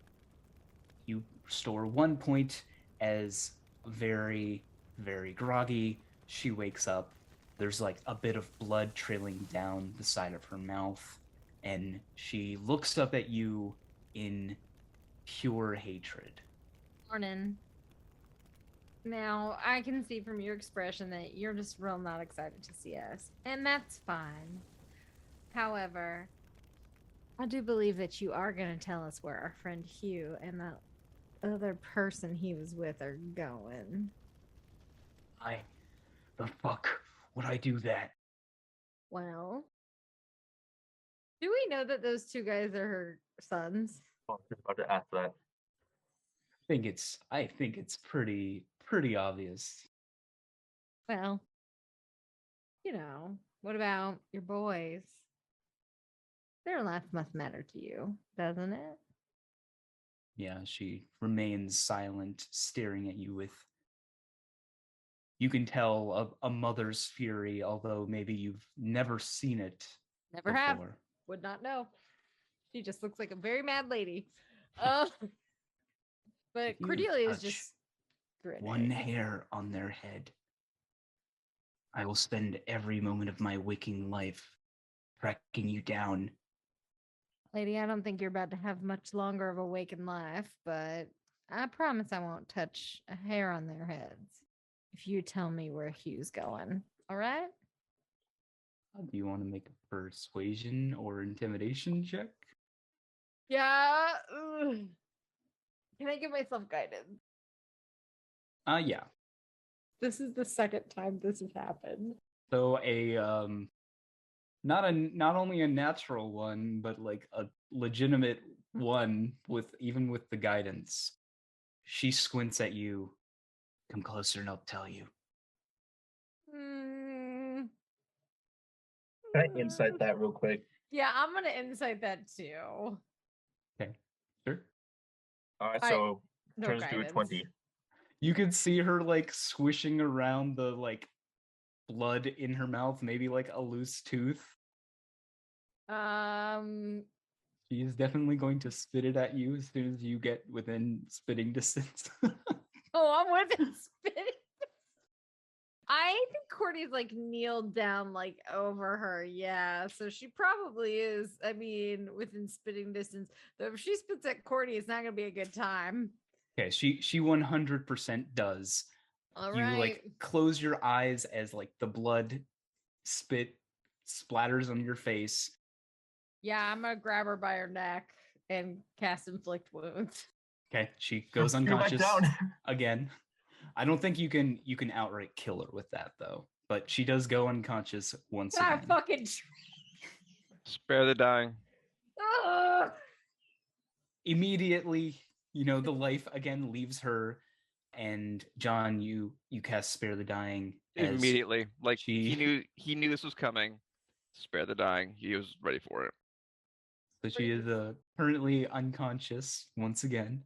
Courtney just sits back on her heels and just gives John the nastiest look, and is like, Cordelia, you ain't doing this right. "But excuse me, Would you- I'm look, sorry, listen, princess. wait, Would you wait, like to excuse me, try?" excuse- Oh, Yes, I would. oh, all right, Step fine. back, little lady. I have this. Okay, so Well, out of excuse game, me, are her princess. hands exposed? I'd assume that you guys would have bound her hands behind her back. Okay, because I want to threaten some disfigurement, if you know what I mean. Oof. Oh. Like I mean, she likes to play so much. What's she gonna do while she's missing the tendons in her hands? Oh That my kind of thing. god. I'm getting this info. She's the interrogator. She's the inquisitive one. That's the job. No, it's fine. So if you can like, This will definitely happen off camera. yes, it will. I'm just talking about the roles here and what I'm saying. Okay. Yeah, And we'll hopefully tie that in with like an intimidation check. Can I So- persuade that instead? If you're causing pain, like Well, I'm gonna threaten that I like tell me something, and I guess you're right. I'm not yes, good at that- intimidation. I'm good at persuading. I mean, you could try to persuade her, be like good cop, bad cop, where like, you know, my friend Cordy here, she's a little unhinged, but you know, Oh, we yeah. we can talk. We're friends, right? Fucking true. Yes, I I'll would be I'll do that. I would Yeah, I'll be do happy that. to try and intimidate this person. Okay. Well, let so me you- try persuasion first. What does cycle Cordelia through? does like stand up and back off, and she like folds her arms, and she is looking at her watch. She's like, "We're wasting time with this, honestly." I have this. And she'll like kneel down in front of her, all friendly, like, while we get 1 hit point back. All right, 1 hit point. Speaking of Okay. which, Cordy, you will feel your locate object spell getting further and further away before it goes out of range. My God, she's so antsy. She's like, "They're gone. They're out of range. I can't feel them. Yeah, 1,000 feet gone." Just saying. Um, I'm just saying. I know that, ma'am. Alistra, go ahead. Listen, ma'am, I know we take it off on the wrong foot, but we're just looking for one single person. And I know that. And she'll look over her shoulder, like leaning to whisper to her. You know, she's not entirely sound of mind. And I'd really appreciate it if you told me so she won't get all angry on you and, you know, hurt you more. I don't like hurting people when I'm talking to people. You know what I mean? This bow ain't just for show, though. But please, if we can just talk and hash this out like good folk, she can keep that hammer where it is right now. I just need you to tell me where Hugh is, and we'll all just part ways. Never see me in that town again. Cordelia, first May I of all, feels persuade? like you're 100% mocking her by putting on that accent. Just- this bitch is mocking me. My May I voice. persuade? You may. All right, plus 10, baby. 29. Very nice. Okay. Yeah, so she pauses a minute, as if knowing the further he gets, the more of a lead he has. It doesn't matter if I tell you where he's going, because he'll be gone by the time you get there anyway. All we need is the next step. I'd really appreciate it. And you see the inner conflict. You don't want your boys living a life in fear, don't you? Come on. Where is he going? You don't touch my boys, okay? Never even look him in the eye. None of us. There's the hospital he used See? to work at. The edge No. of the working district. So I clap our hands together. See, that's all we wanted to hear. All right, let her go. Let's go. Gotta Can go I quick. insight that to make sure it's not a lie? All right, I should probably inside that as well. Make sure. Same.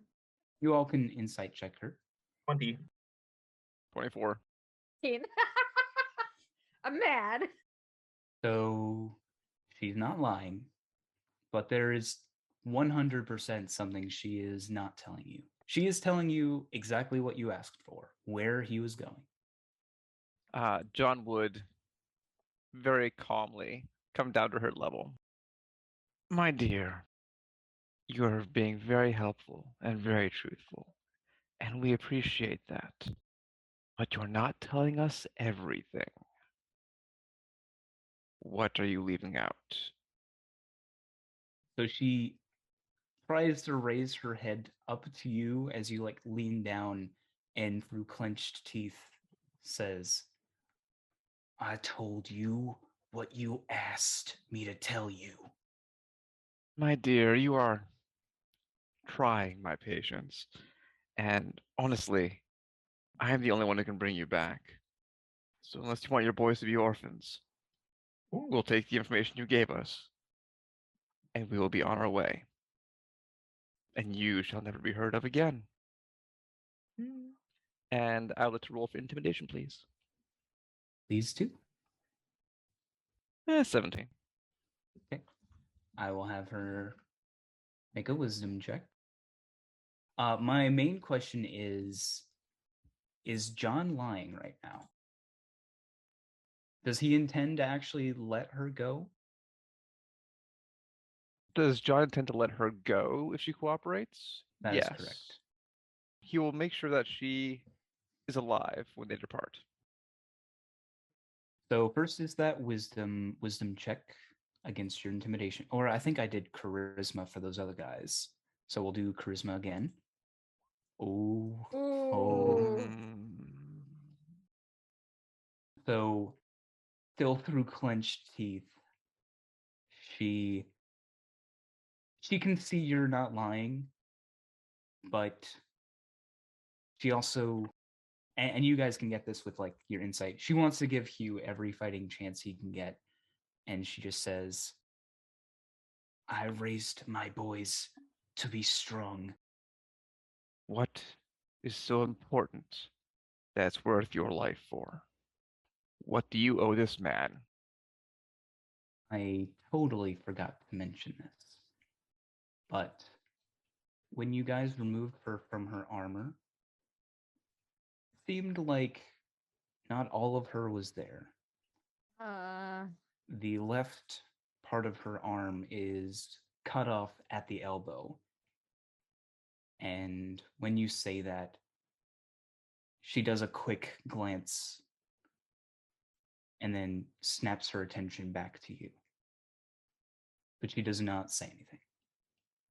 Interesting. Better question. Why do you think Hugh is willing to sacrifice you and everyone else in this little tavern here? What is so important to him he would sacrifice all of you? Know what his plans are, but if this is how I repay him, so be it. Feisty and willful. Reminds me of you, Cordy. Speaking of whom, she's clearly unhelpful. Do as you wish. All right, stand back, boys. And at which point, John stands up and starts walking in the direction of. Did Cordy tell us where she last felt the object moving? Oh yeah, absolutely. Okay. He starts walking that direction. Cordelia picks up her warhammer. Not the shield, though, just the warhammer. Well, it's been lovely talking to you. Can't wait to see the look in your boys' eyes when I kill them, too. And she'll two-handed strike down. Oh, there it goes. So we'll see this as you pick up your warhammer and say that as she starts to breathe really hard, clenching her teeth, as she yells the words like, come on, the camera like raises just above her so you don't see her, and you bring the warhammer down, and there's a spray of blood, another hit, another spray of blood, until it is done. Oh my god, that hurts me so much as a Oh player. my god, man. I'm starting crying out here. Well done, sir. Well done. Good job. Good job. I've seen enough of those scenes. Oh. All right, we have to go now. And Cordelia's just flat. She's got a white dress on and armor, and it's just like completely splattered. Unhinged, absolutely. Now she looks the part. Well, there goes my promise. Well, she So didn't is she, like, cooperate. maybe we flash to Cordy polishing off the blood off her hammer. Yeah, with Yeah. her skirt. You're out of line. You're out of line. I've been chewed out before. Oh my gosh. Will, you've been quiet. Are you good? Yeah, are you okay? Great, man. I've just been enjoying this and like especially I've just been so upset that she hit me a couple times. Like she deserved every bit of this. Brady will like clap, roll it on the back and be like, all right, I did that for you. Yeah. to take the manacles off, like wipe on my pants, and like put them back in my bag. It's like I only have one of these, so. Yeah, what do you guys do next?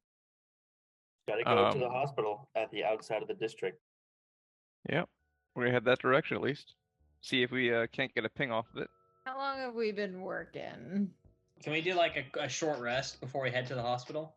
Well, he has already left the pinging range. Yeah. So, but you guys like know generally where he's going. There probably won't be too much of a disadvantage now to take like a short rest, but it's up to you guys. Yeah, I think we could take one. I mean, we definitely need to take one for Will's sake, because you Warlock. So like a bottle of brandy rolls out from the tavern, still unspoiled, and Roland, you notice it, pick it up. Oh, absolutely. I notice it, I take a draft, and I just meditate. Like, I go into my Zen place as I drink this. So at the edges of the bridges that extended to the Soapbox Bar, you can see like several people standing sort of at the edge, just looking in horror as the fire rages on. And as you guys finish your rest, you guys hike back across the bridge. You guys get many, many nasty looks, but after what they witnessed, they're not so sure it's a good idea to confront you. Really is just smiling the whole time. She waves. Do you guys begin heading in the direction of the hospital? I think Yes. so. Yep. So you guys walk down the streets, and we just see the backs of you walking merrily by these people. From a shadowed alleyway, we see a cloaked figure peer in your direction and very subtly, at a distance, begin following you. Any of us notice that? No, you do not. All I'm envisioning now is just a really dark and twisted Wizard of Oz. It is. You guys like link arms and start. It's the Pacific Road. Cordy's like, I'm not fucking skipping. Don't touch me. You guys start snapping as you walk down the street. Yeah, Oh, we God. need some light moments every now and then. In this, Yeah. in this cafe. And you're a Are we the Jets or are we the Sharks. are we the Jets or the Sharks? I think we're the Jets. So as you guys begin walking, you will come to a sort of city square where you will see at the very center is one of these massive lodestones. They're like a slate gray. They look pristine despite the amount of time they've probably been down here. And they are pyramidal in shape as they come to a point rising out of the very ground itself. And you can feel the sort of innate arcane energy thrumming from it. You guys continue past until you see in the distance a dilapidated stone building that seems to have fallen into pieces in some places as the earth shifts below it. But you can see that the building itself is hanging on by a thread, threatening to fall into the chasm around it. You would also see that this appears to be one of the earlier models of the churches of Harain. Roland, as you guys get closer and closer, you suffer a very, very minor headache just above the nape of your neck. That part, like, right at the base of your skull. Okay. Oh, and everyone You still have your telekinetic link up, Sure do. so this would actually extend to all of you. So you know those like migraine headaches you get like right at the base of your skull. Yeah. Yeah, you all begin to get just a very, very minor headache. Wait, would it be up? Because it only lasts an hour. Well, that would have been up to you. Would you have decided? Because you can ritual cast that, right? I can ritual cast that, yes. Yeah, so you can basically keep that up 24/7. Okay. As long as you're not long resting. So it's up to you. No, I would have kept doing it. It would be important for the mission. Okay. Does my ring of mind shielding do anything about this? You can block it out if you want. I mean, am I getting like probed? You only know as far as it is slightly uncomfortable. Yeah, I'm gonna turn that off right away. Sorry. Okay. Just nope. I don't know if this would do anything, but I do have thought shield. Like I can't have my mind read, and I have resistance to psychic damage, so I don't know if that would help at all. But I think I just kind of pull my cowl over. If it feels like a migraine, I just pull my cowl over and like put my head down as I walk and kind of close my eyes on the straight path. Really just like rubs the back of her neck and it's like, what the fuck is that? It probably would with your thought shield be diminished even further. You know, it's not. I said it was slight before, but it's just barely noticeable. But as you get closer and closer to the hospital, it does become stronger. Okay, like is this at the point where like I can't focus on anything else, or like It's not going to have adverse effects for like concentrating on spells or giving you advantage or disadvantage on attack rolls. do I notice that like it's affecting everyone else from me? Yes, probably. Okay, I guess I'll just tell the group like, guys, I don't know what's going on. I have a migraine. Like I can turn off the telepathic bond for a little while. Y'all don't need to suffer just, unless we think that the communication is worth the pain and suffering here. How bad? It's not that. It's just annoying. At most, it will be just something that you work into roleplay. Okay. Yeah. Cordy will just shake her head. It might set Cordy even more on edge. Well. As if anything really could. Oh my god. Yeah, she does seem like a little bit more annoyed than usual and is like, well, I mean, it depends on if we're going to be splitting up. It's pretty beneficial. He better be in there. I'm about to lose it. We're just going to have to put up with it, guys. All right. Let's do it. Well, I don't have to put up with it anymore. I've got this nice ring. Would you like to flash the ring at everybody? Cordy will be like, yeah, so arms crossed, looking so pissed off. If I were you, I would not go flashing that around. Fingers tend to get removed rather easily around Cordy and I, so you might lose a ring. So keep it to yourself. Friendly advice. I have all 10, and I'm going to keep it that way. So you guys begin the trek closer and closer to the hospital. Buildings become more sparse, or at least livable ones. You can see there are other dilapidated stone structures that have fallen into shambles and disrepair. You see maybe a errant kobold scrounging for food, perk up at you, and then go back to digging, looking for things. Allow me to move you guys over to the map. Oh boy. So the building is laid out in a sort of N shape. There's a west wing and an east wing connected in the back by a large hall/reception area. and there's a torn cobblestone path leading up to the front door. You can see in rows along the edges of the building, there are vibrant violet flowers that, despite the lack of sunlight, bloom and grow.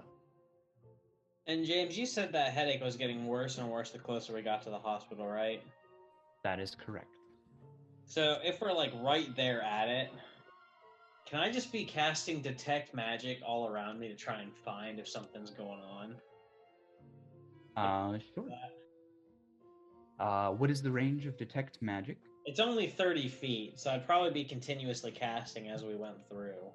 Okay, and you can, it's a concentration thing, so you don't actually need to continuously cast it. Okay, yeah. You guys should be able to move the token. Do you guys want to delegate someone to move the token for you all? I think Mike should be our token mover. He's the most restrained. He's the most yeah, responsible. responsible. I am unsure on all these accounts. I would say I would do it, but I know that Cordelia is just like, as soon as she sees something that she can hit, she's like, bye, and she'll just fucking go. So I don't trust myself. Above board on this map, I've placed points of interest, which are represented by small glowing yellow gold orbs. So if you see one of those, know that there's like an interaction there. Okay. Cool. Love that. Nice so Mike, mechanism. you may begin moving the token if you wish. So this cobblestone's going straight forward, right? And this over here, is that like a pit almost? Or Yes, it is. It is Okay. like there are sections of the earth that have split and divided, and in those severs, the building has fallen into. Got it. Okay. In that case, I also assume this is a water feature. Is that right? No, those are the violet flowers that are Oh, currently lining the sides of the building. beautiful. All right. They are very beautiful. All right. So, friends, we going into the building? Yeah? Yeah. Great. Do any of our more roguish compatriots want to make sure we don't step onto any traps on the way? To the best of my ability, I do have some good perception. Would be investigation. It would be investigation to notice the traps. Okay. Okay. I also have advantage on perception and investigation checks if I move no more than half my speed on a turn. Yeah, But you since we're just going at focus regular really speed, hard. 12. There doesn't appear to be any traps as of right now. All right, looks good. I have detect magic going. Am I feeling anything? You're not feeling anything right now because the range of your detect magic doesn't reach to every part of the building. Before you guys continue, is there anyone who's curious at all about the violet flowers, or Yes. When the Sorry. DM asks, do you want to see what this is? You say. Yes, I am. I'm very interested. Maybe Cordy likes flowers. That's my excuse. anyone can make a roll to see what they know about these special flowers. Nature check? History. Nature would be to know the properties of the flowers. History would be to know anything culturally relevant about them. 6. 7! All right, yeah. 8. 8! Oh my god. Can we get a 9? Can we get a 9? You better roll. Oh my god. What a Back to 7. shame. All right. Can I have given myself guidance? It would not have helped. Okay, good to know. I am going to give Will advantage on this because they are relevant to drow culture. Then I got a 15. You did get a 15. These flowers are known as, in the elven tongue, as Knight's Promise. And with this, you get that the flower represents a long sleep akin to that of death, but with the promise that someday you will wake up. Drow use these as strong narcotics, as well as for the base of their poisons. To them, intrinsically, it is a symbol of hope during dark times, promising that night eventually ends. That's sweet. Do I know how to use the flowers at all? Like, You could gather a couple. It does take like some time of preparation, and you would need alchemy tools. I don't think I have any alchemy, but I'd like to grab a couple. Why not? Sure. Okay. You pick a couple of flowers. What were they called again? Knight's Promise. And it should be said that as you guys get there, you will see in this sever between the buildings on your left, towards the upper story, the second story, there is a cloud of fog sort of billowing idly in that area. Does it look like natural smoke or fog or? Make a nature check. Okay. Oh. 13. It does not, no. Okay, that's within 30 feet of us now. Do I? Yes, you sense that is magic. Okay. I love Will so much. It's magic, right? Oh. I would be the exact same way, so I can't really say anything. Could I see like the edge of where the building might be within that fog? Towards the reception area, yes, but towards the actual medical wing, no. Okay.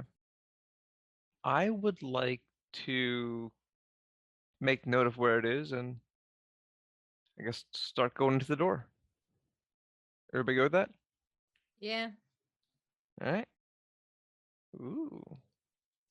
So immediately to your right, you see a statue of Herain. There was probably a twin statue on the other side, but has probably fallen into the chasm. Immediately in front of you, you see the reception area with the front desk. And on the wall is a employee photograph of basically all of the church members who would have worked here at one time. Is Hugh there? You scan the row of faces, and smiling brightly with his fellow nurses and doctors, you see a younger Hugh. What size photo is this? Is it It's- like a large? Yeah, it's probably like 3 feet long, and maybe like 1.5 feet high. Okay. Like a photograph kind of thing or on canvas? Photograph. Is it in a frame like behind glass? Yeah, and the grass is like fractured from someone probably, throwing a stone at it and breaking it at one point. Okay. John would remove the remainder of the glass and take the photo and roll it up so that it's only 1 foot long and put it into his backpack. Easy enough. What are you going to do with that, Johnny? I got a hunch. All right. What is this thing next to the golden circle? It's just like a filing cabinet where they would have had patient records. Okay. I guess out of curiosity, I'd open the cabinet to just kind of take a look inside. As you look inside, you will see a number of laborers who suffered on the job injuries while setting up the infrastructure of the 10th Kingdom down here in the lower city. Anybody else interested in this over here? I don't know. I guess Cordy would give it a look. See if there's anything else that John missed. Apart from the photograph, you don't see anything of interest in the immediate area. Ain't shit. Let's go. All right. I see a globe over here to our left. That's over the chasm, yeah? Mm-hmm. Does that globe look like anything particular from where we are? It is a little too difficult to see. You can definitely see something on the ground, but from this distance, it's hard to gauge what it is. Okay. John doesn't like traps, so he's going to take one of these chairs and he's Okay. going to walk over here to the edge and he's going to throw the chair across the chasm to make sure there's no invisible barrier. You toss the chair. The echo of it splintering and falling to pieces echoes in the stone building as it lands in pieces on the other side. Okay. John would want to hop over this chasm here and see what's lying on the floor over here. So you guys aren't pressed for time. You're also level 10. If there is combat, it will be more difficult to traverse these gaps. But considering your level and the resources at your disposal, you are easily able to get to the other side. Love to see it. Yeah. We can have like a montage of like you guys like helping each other up, one of you missing the jump and having to be pulled up by the others. Maybe one of you falls down, and it's just so funny. But eventually you guys get over there. Yes, the item on the ground. You look at it. It is a curved mix of plastic and metal with straps that have been broken on either side. I will need an Arcana check to divulge what the purpose of such a device may have been. Well, John got an 18, which is definitely sufficient. I'm not even gonna embarrass myself. Come on, Cordy. Come on, Cordy. Come on, Cordy. No, I don't wanna. Come on, Cordy. Hey, there. See? You wasted a nat 20. There you go. Aren't you happy? Stole all my ones from that fight with Edna. Yeah. Somebody had to Anyway. kill her. Yes, a 21 is sufficient as you're looking at it. I don't know how Cordy would know this, but it is a breathing apparatus, though it has been modified for a creature with an anatomy that is unfamiliar to you. It is also worth noting that the device is currently broken and the straps have been basically pulled to the point of snapping. The breathing apparatus, but it's been pulled to the point of snapping. The straps have. So, not really sure how much use it'll be to anybody. Well, that's unfortunate. I suspect we probably need that to get past this cloud of fog. Well, it is an unnatural cloud of fog, but, Ooh. Cordy just shrugs. She's like,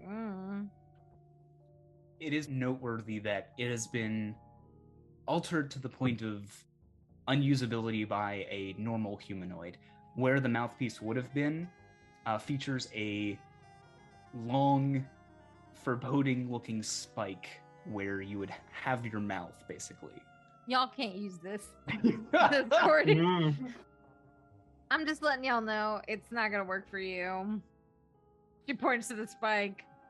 Unless you're real creative, but I don't think any of y'all are. All right, I'll take that. That's fine. Give it to me. What are you gonna do with it? I'm gonna hang on to it, see if we can't find something later to use to put it back together. All right. All right. Right around that corner, there appears to be some boxes. So I think before we head towards the other way, is there anything weird in here? You look in, and medical supplies may have been in here at one point, but it seems either picked clean, or you find stray medical masks or latex gloves, tongue depressors, etc. We should hang on to these masks. They might be useful in the future. Nah. Anyways. 40 with blood still like smeared on her face. Oh yeah, she just like splattered it. Like she just.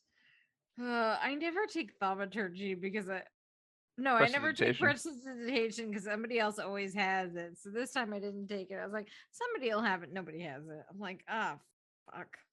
Yeah, she's just splattered in blood, like completely. She probably didn't even wipe it, just let it dry. That feels right. Let's Glad it see. feels right to someone else. Is anything going on down in here? This little fun area? That seems to be like cleaning supplies. This is probably like a cleaning storage closet. Hey, Cordy, I Yeah. found some for you. What'd you find? She comes down. Oh, is this a joke? Are you Yeah. making fun of? Yeah, that's.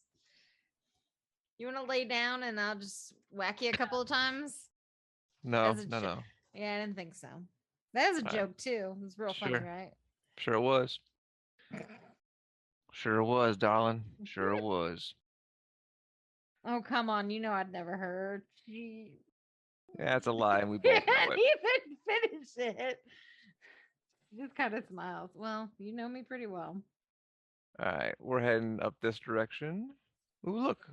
What's that happy little thing on the side? Happy Is a little little kid. spider web. Nice, nice. Mm, Any You happy all little look at- spiders in there? Yeah. You see a lone spider sort of looking at you with its 8 black orb-like eyes. He's just vibing, you know? Yeah. Cordelia wants to go over and take the spider. Try to get it into her palm. She's a fucking weirdo. Okay, it like immediately like skitters back on its web and does that thing where it raises its front 2 legs. Oh, come on. You can't be scared of me. I Make ain't scared of an you. animal handling check, I Oh, guess. So far to the back of the group. 16. Roland does not like spiders at all, something I share. So you say, "Don't be scared, little spider," and it like I ain't scared of you. Come on. You Puts don't need to be its- scared of me. puts its front 4 legs down and jumps onto your palm. Oh, look at how cute he is. Just gonna show him to John. Yes, yes. You've made another friend. I'm very proud of you, Cordy. You're making great progress. Hey, you. I just want you to know, if you die, I'm not bringing you back. That's a promise. I'll roll deception if I have to, because it's a lot. She puts the spider back. Climbs back onto its web. Listen, little spider, if you see anything, I know you can't understand me, but if you see anything or see anybody, just let me know, right? Winks at it. No, she Gives- can't speak with animals. Gives you a little salute. That's a good boy. All right, you Okay. bring heading upstairs. Yes. Sorry. When the Great DM job, adds Cordy. decoration to the map. Never All right. again, says James. I'm never being decorative again. All right. So We yes, are the we- spiders, though. You So are I the spiders, yeah. You guys get to the second story, and you will see that the center point of the fog cloud seems to be originating here. Well, let's see what's going down this direction. Seems to be a lot similar up here. Yeah, it's like the same layout. And as you get to the edge of this fog, who's wearing a hat right now? me? You? John is. I like to think I'm still wearing Quinn's hat with the violet feather. Does that mean Alistair is the only one not wearing a hat? No hat for her yet. And she has hair, right? Like on Yes, her she head. is. Yes. Okay, so like one of those orbs, when you touch it, your hair starts like going everywhere. Yeah. Your hair starts to like stand on end from a tremendous amount of static electricity. Well, she did her hair for a long time this morning, so now it's getting messed up. She's trying to like put it back down, but it's not working. John would go over here real quick and check the supply closet, see if there's any difference in here. Same story. Same story, right? And this area over here? Similarly, yes. Cool. All right. Aw.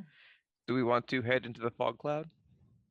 Well, I mean, you have Dispel Magic prepared? Me? Yeah, because I don't. I thought about it. Nope. I do Okay. not. Oh.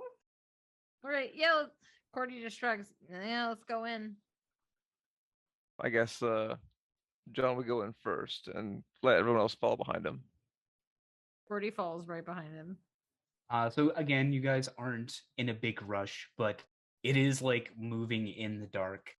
You guys do know that there's a sever in the building here, like a fracture. So I assume you're moving very closely, like feeling the ground in front of you before you traverse. Yes. Hand on the wall, kind of like walking at a decent pace. Yeah, so you probably get to the next square before you feel just like it drop into nothingness. And you guys are fully enveloped in the cloud of fog. Well, shit. Is it possible to use fairy fire to create an outline of the ground in front of us? I know it's for outlining objects, but is it possible to use it to like be able to see the There would have to be objects in the area that you cast it. Oh, well, like 4 skeletons, maybe? Do you want to send your skeletons over to the other side? Not all of them, just like 2, maybe. I mean, they're literally, I was going to say they're skin and bones, but they're less They're just than bones. that. You could toss them over if you wanted. Yeah, yeet. One of them detaches its legs and tosses it over. The other one like takes off its head and throws it over. Takes its arm and throws it over. Can I cast light on one of the body parts being thrown over? Yeah.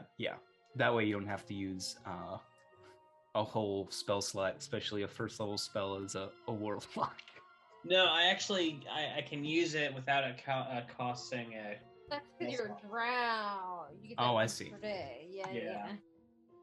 Yes, you can get a skeleton over to the other side and cast light on a piece of it. That'll at least give you a point of reference. It is like seeing someone's floodlights through the morning fog, but with that on the other side, you should be able to leap to the other side eventually. So you can move the party token to the other side. Does the skeleton like reattach itself on the other side? Hell yeah. She totally tells it to. She's like, put yourself back together. Can't be looking a mess on a mission, can you? Hector. I don't know why I named him Hector. That's the one that went. He points to his elbow. Yeah, your elbow is lit up. I see that. And then he slaps his knee. Funny bone? He points at you. I'm a funny. Oh, okay. With a thumb up, like points at you, like you got it. Well, at least somebody thinks I have some good jokes around here. She looks pointedly at John. We're in a fog cloud. John doesn't notice. She looks pointedly at the fog. So, as you get there, on this bed over here, you will see a covered humanoid body lying still on the bed. And from this corner, you'll hear some like shifting as objects are moved around, and a large shadow is cast on the wall behind it. As it appears there is a creature in here. Interesting. Come out, wherever you are. Do you say that, Cordy? Of course. Okay, so you see there's a shadow on the wall. Is it like hidden behind some boxes, or is it like is the shadow the creature? So there are some boxes here, and there's like a dull candle sort of flickering, I guess, on this wall since the light is on the table. When Cordy says, come out wherever you are, you'll hear a low, raspy voice. Who is it? As Riddle. from John looks behind the boxes. John looks and Cordy goes, "This is all you."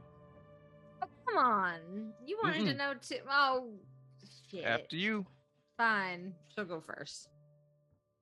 From behind the boxes, you will see a wizened man, very, very old.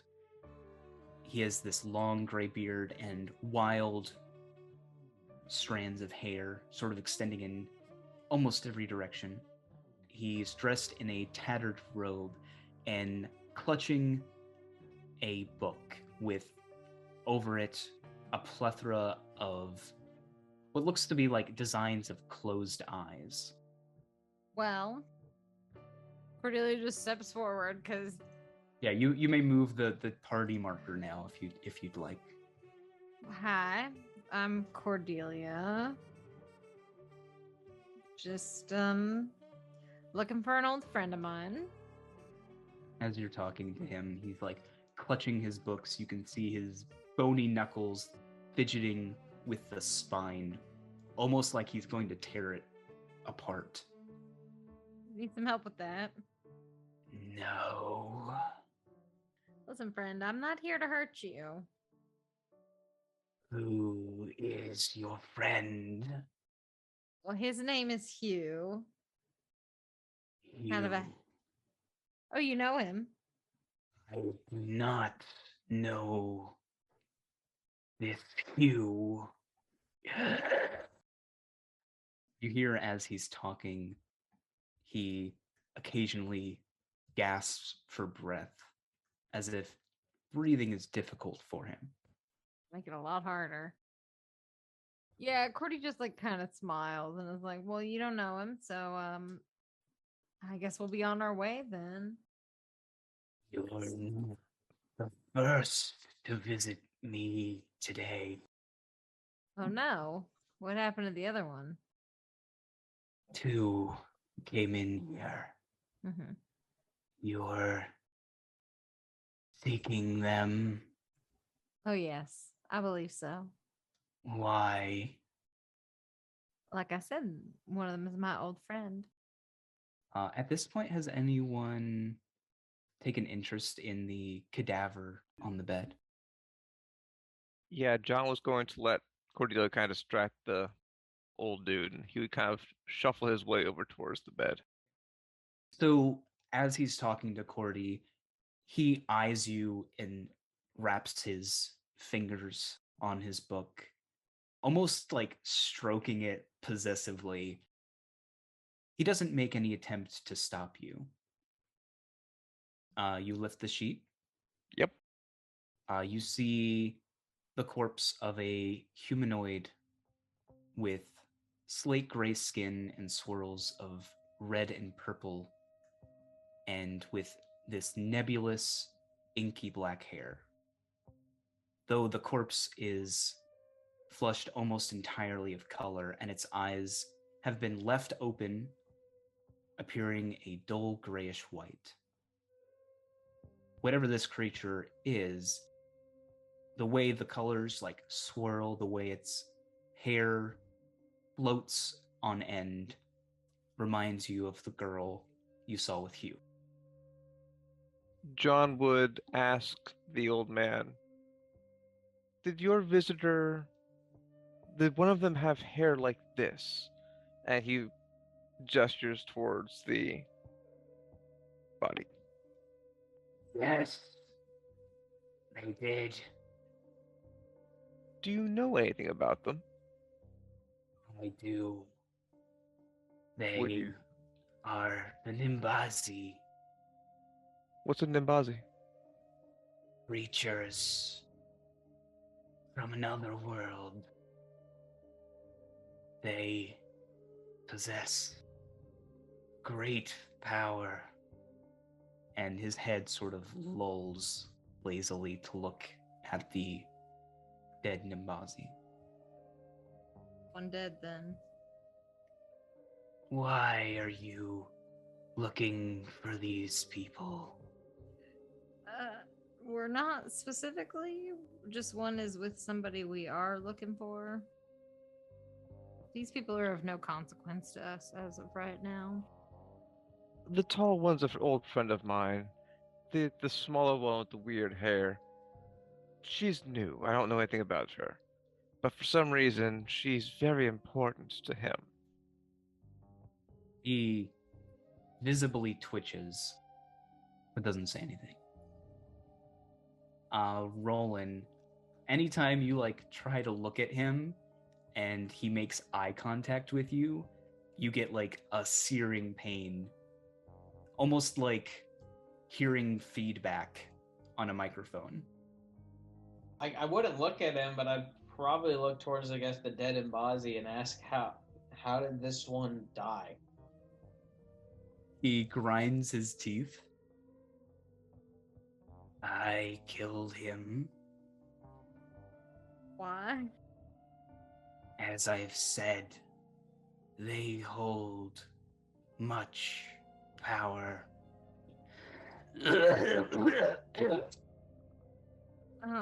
Sir, I feel like you need a little bit more power than this thing could ever provide you.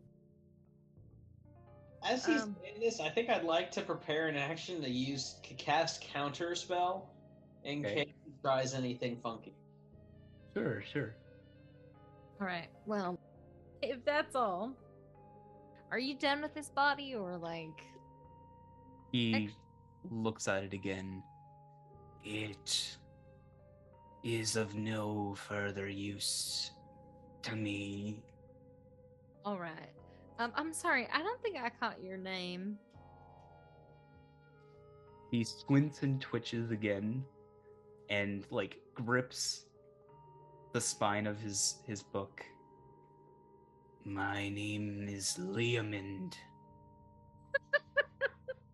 Sorry, that's an above game laugh. I'm so sorry. I love it.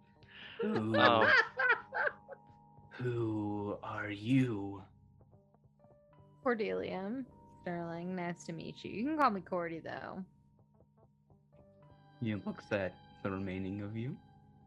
My name is John Sterling. His gaze shifts to you, Roland. I wince. I'll just like say through like almost gritted teeth because I feel like it's just so uncomfortable when this guy's looking at me. Rolling. Yeah, as you do that, he like strokes his spell book, and one of the eyes on the book opens, and brushing his hand over it, it closes again. And he will look at you, Alistra. Book's weird, man. May I insight him real quick? Please do. All right, inciting, boom, 21. Okay, he will roll to deceive. So he's a +6. Okay. 12. Oh yeah, let's hear it.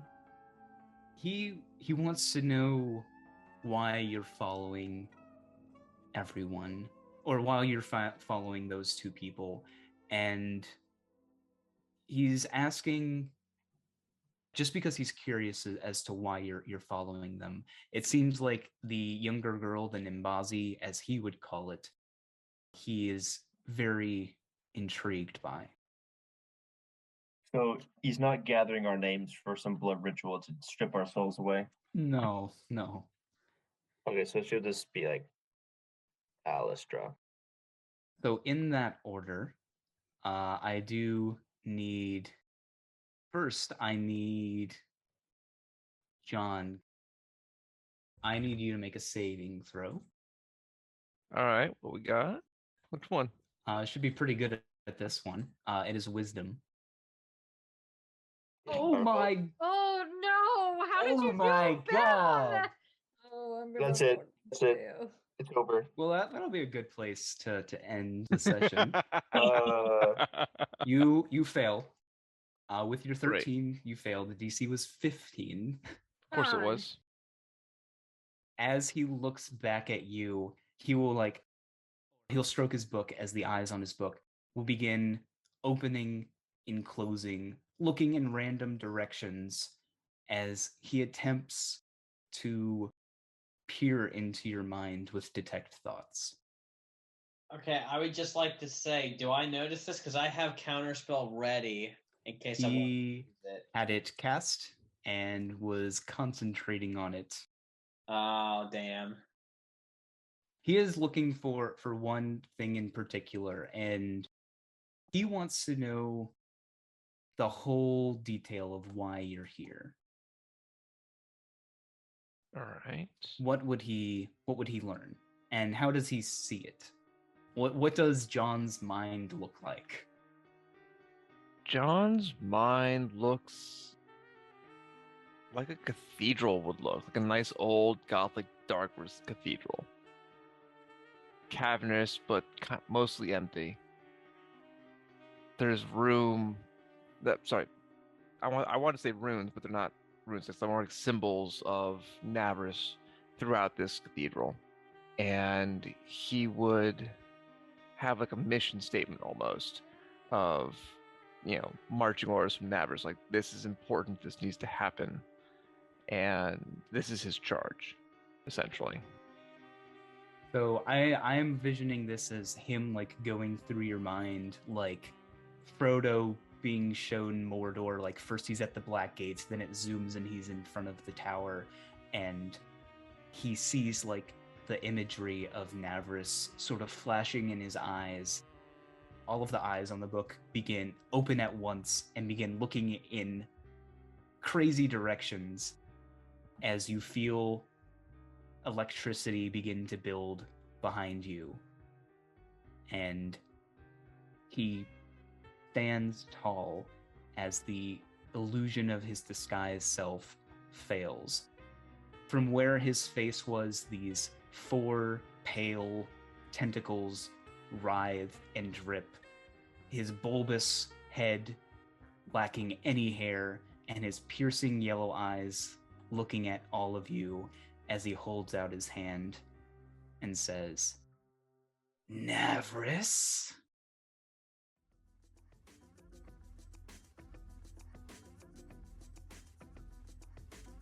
Thanks for listening to another episode of Radio D&D.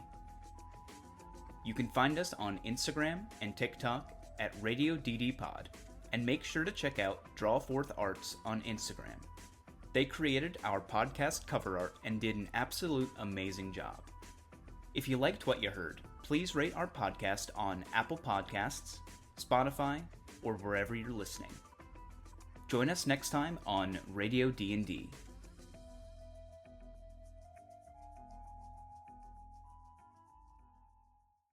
What do you think of the fact that Hugh once was a Church of Harain cleric? That's a very interesting. It's very interesting. It's so interesting. You do recall, John, when he was in the sort of like tap room, Navris's domain, he was talking about the Soapbox Bar and how the workers were rising up. Oh man. Was he treating the workers as they were being put down? Mayhaps. He seems incredibly altruistic. You knew who that Nimbazi was, right? Was it Balthazar? It was not Balthazar. Who was it? That was Eerie. Oh! Ah, fuck. Rip. Jeez.